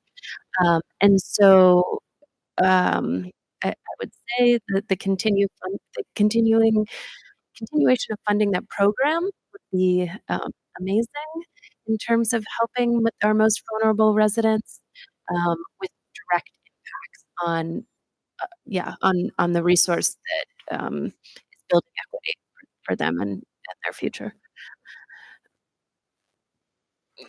That's not a totally complete answer, but I'll add a little to that.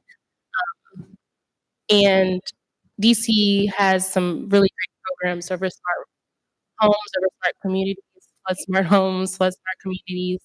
And the funding was also recently just So I think what's really a common theme is that the funding for resilience is not really being invested anymore into our communities, into vulnerable communities that for what a lot of other people in environmental justice space call disfavored communities.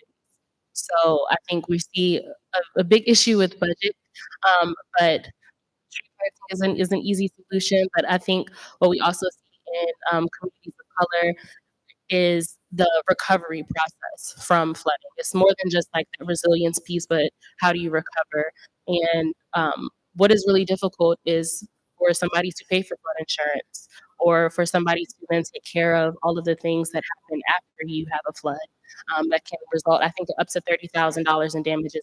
I think with 1 inch of flooding can be up to $30,000 in damages. That includes build, mold, and other things that can happen in your home that impact your health. So I'm saying this as all of these things that are a culmination that people experience when they have flooding, but what we need and what we continue to do is advocate for that funding to be for residents to be able to not only apply and see what upgrades can be made to their home, but for there to be rebates or for them to be incentives for them to actually follow through with those projects to make them less susceptible to flooding in their communities. Good afternoon. My name is Sean Moore. I'm with DC Water. I just wanted to reiterate about our investments and what we're doing regarding flooding and other things such as combines overflows. You mentioned earlier the tunnels that we've been working with, things like the Northeast Boundary Tunnel, where that's reduced flooding in the Rhode Island Avenue and those areas. We built a series of tunnels, including our Anacostia River Tunnel. The Potomac, we're working on the Potomac River Tunnel. Those are designed to help to relieve some of the combined sewer overflows, which is when we get too much rain. And in parts of the system, we have a combined sewer system where it's stormwater as well as wastewater. And when we have serious rain events, we've had combined sewer overflows. But with these tunnels, we've been able to reduce that about 96%. Of those combined sewer overflows because we have these massive tunnels where we're able to store that surge of water and then treat that Blue Plains later. We are just starting the Potomac River Tunnel, which is the third of the tunnels. That will be the final tunnel that we're developing to assist with that process and to prevent those overflows as well as facilitate some of that flood relief that we talked about. I just wanted to make sure to reiterate some of the efforts that DC Water is doing with, of course, the Clean Rivers funding that you see on your water bill every month. That is actually going to some serious infrastructure development to mitigate those things like the flooding and the sewer overflows. And that, in effect, helps to clean up the Anacostia River as well as the Potomac River because we're not discharging in those massive rain events. We're not discharging sewage into Rock Creek or into the river. So DC Water is definitely making infrastructure investments to reduce those things and to help the environment. So just wanted to make sure to share that. Taking the mic now because before somebody else comes in. Anyway, and by this time I've accumulated many questions, but I'll just go to one, which is maintenance. And I've been involved with trees all my life, and I'm very actively involved in my own property and neighbors with maintenance of trees. I'm in a relatively wealthy area. Many of my neighbors cannot afford to maintain their trees, and it's a relatively wealthy area. And I think what's not talked about in terms of trees is how much it costs to maintain a big tree. So it's very well to plant them. That's easy. They're little, but they get big. And they overhang property. They overhang other people's property. They cost a bundle to prune. And so it's not so easy for people to have a tree. And, you know, you think of kittens and how cute they are when they're little. And it's the same thing with trees. And they can cause a hell of a lot of incredibly expensive damage. And with a quick storm. So we all know that, but we don't factor that into affordability. So it would be wonderful if there could be, if Casey Trees or somebody could start a fund for maintaining trees on people's private property. Because I think it's almost, I really think it's almost maybe not a total favor to plant a tree for free if you're giving it to people who can't afford to maintain them. So I just wanted to put that one into the pot. So I don't think it's an easy solution at all. Thank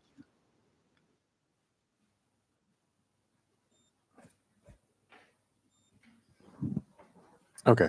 If we don't have any further comment on that, I think that ties in a little bit to the next question that I had kind of in the lineup, is that with a lot of the development, we were talking the tunneling system to manage stormwater, and the CREAC charge, the Clean Rivers Initiative charge. How do we make sure that these very massive investments, these tunnel systems over $1 billion, how do we make sure that this doesn't impact rates in a way that kind of disproportionately burdens low-income households in the district?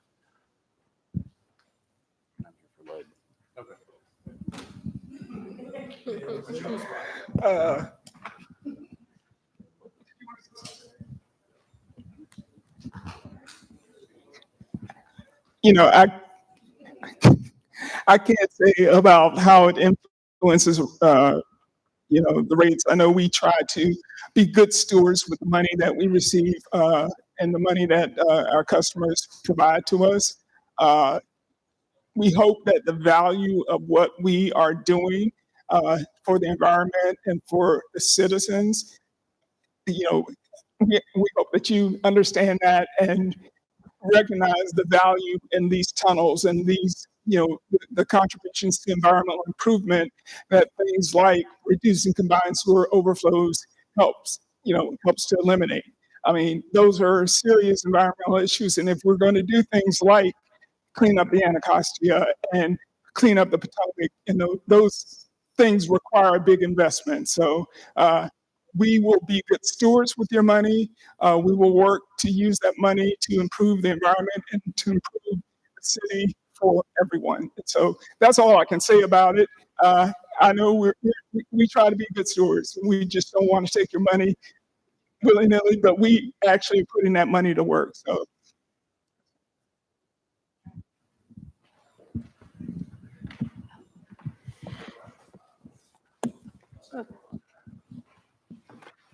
Oh, hi. Hi, I'm Beth Gingold. I'm the CEO of Recycle Leaders, and I just wanted to share that I'm a sub on a grant to Ward 8 Woods from the DC Department of the Environment. And part of this grant is designed to help address some of the questions that came up, and I wish she was still here because we're going to be working on neighborhood scale litter prevention, litter cleanup, but also how do we prevent the litter. And so we've done a selection process of litter surveys. We're working with 6 neighborhoods. And the question for all of you is, how can you help bring your expertise to this project? Part of it's going to be working with elementary schools in those neighborhoods.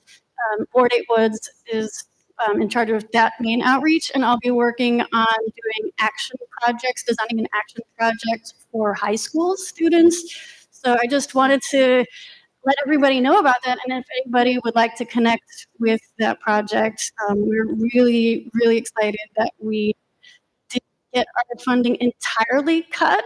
So DOE has had a very tough year this year with having to defend budget. And even though, so we're still going to be able to go forward with this project. We're so thankful for that.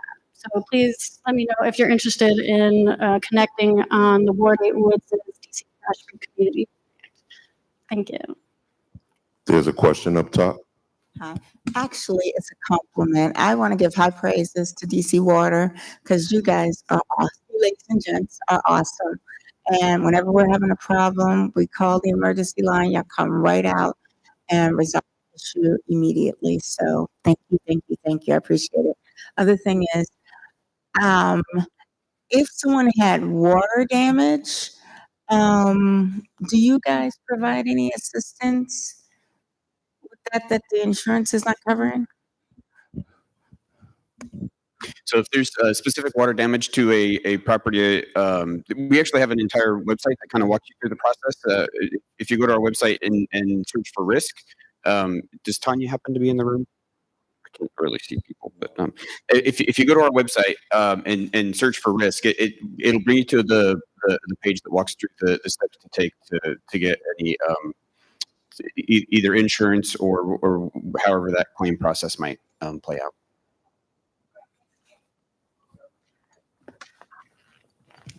Hi, my name is Jeremiah Montague Jr. I'm the president of the Woodbridge Civic Association in Ward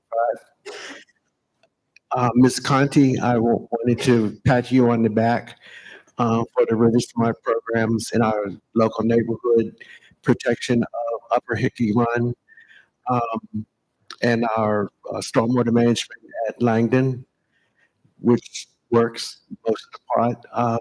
There was an issue with rodents in one particular area of it. But I live in an area what's called high flow. We have a very high water table. And what we find out is that some of these programs, they offer short-term solutions, but they really don't address the long-term issue. Okay? Trees are fine. I'm a beneficiary of the free tree. I'm a beneficiary of some of these other River Smart and this, that, and the other. But there are immediate needs which result from ongoing natural occurrences. Underground streams that were exposed 100 years ago but now are buried, or runoff which has been redirected from Rhode Island Avenue. I really take exception, this is not personal, to the suggestion that the tunnel thing solved the issue at Rhode Island Avenue. That is an issue. It has solved an issue in two particular areas. It didn't, we pay for it, but the rest of us are not benefiting from it, all right? Now, the question is, are there plans? I know we keep saying that there's no money, budgets get cut, and this, that, and the other. But there's got to be a way. I keep hearing advocacy for children and this, that, and the other. There has to be a since we're all enlightened people, there's got to be a way to connect these things to cause them to be prioritized into budgetary actions. Are you all thinking in that direction? Can you offer us in Woodridge, North Woodridge, Sherwood, Langdon, Gateway? Those communities have water problems, and they don't seem to rise to the point of the water summit. What can you all offer for that?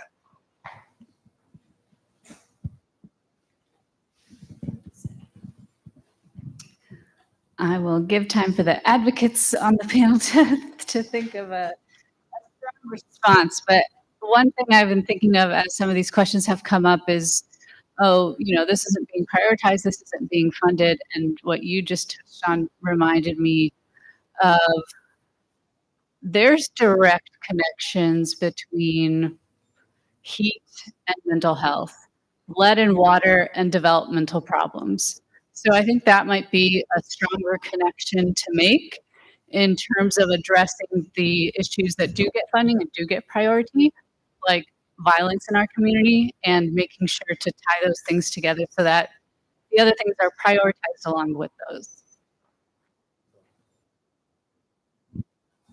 I'll just add as well, education. I think, again, working with mayors in the Mississippi River, a lot of them don't even know and understand the importance of the Mississippi River. They kind of have this elusive understanding of the value, but a lot of our elected leaders don't get it. They don't get voted into office to protect our water resources, to provide safe drinking water. Sometimes it does happen, but it's not why they're put into office to begin with. So some of it to me is actually, and I know this has been a theme, is education. And the second point I'll make is, and this doesn't help today, so I do understand that, but thinking proactively. We tend to be very reactionary. So there's a crisis, we respond. Our memory is kind of short. It's like Flint, right? It kind of pops up and down in the news, but we've forgotten. Flint hasn't been resolved. Those communities are still at risk. But it was a crisis that got a lot of attention. It did spark significant change across our country, but we haven't finished that work. So that reactionary issue is also the fact that it's a crisis that's like right in your face and then it disappears. And so some of that is up to us, unfortunately, and not just the government, but we have to keep it in their face. If you want your elected leaders to deal with it, they have to know the only reason they're going to get voted back in office is because they're hearing it from you. And this is what I hear from the mayors that we're working with. And it was surprising because it's not like we don't know this, but they have to hear it from you. They have to know that this is a reason or something that you care about and that you want it changed. And you're willing to bring people together to either vote them out or vote them in based on that issue. So. Oh, sorry, real quick, just so we know we have about a minute. If you have a lunch ticket, you can just take your lunch ticket with you to the cafeteria, but it's our 2 o'clock lunchtime, so you know. Yep. Up and to the left. Yes, ma'am. Up the stairs to the left. All right, anyone else? Jason, there was one other question. Okay. Hi, it's to the water. I'm Ward 7. And one of the things I don't think anyone's ever talked about, and I've brought it to their attention a couple of times, is many of us in Ward 7 have sump pumps. Our houses are built, as the gentleman said, on the stream, and that stream is rising. And we're getting more water, and our sump pumps are running. I'm on my 4th sump pump, and it's running for hours. It could run for hours to pump the water out. That's increasing my electric. The water, so I want to know, is there anything that the city does? They talk about the impedance. Water's going into the ground around my house. It's increasing my electric bill. Water is going into the sewage system, which is increasing my sewage bill.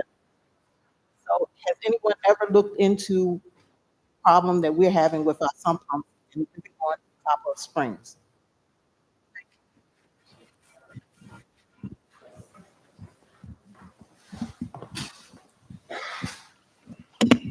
From a DC water perspective, given that it's a property specific, I'd be happy to chat with you afterward.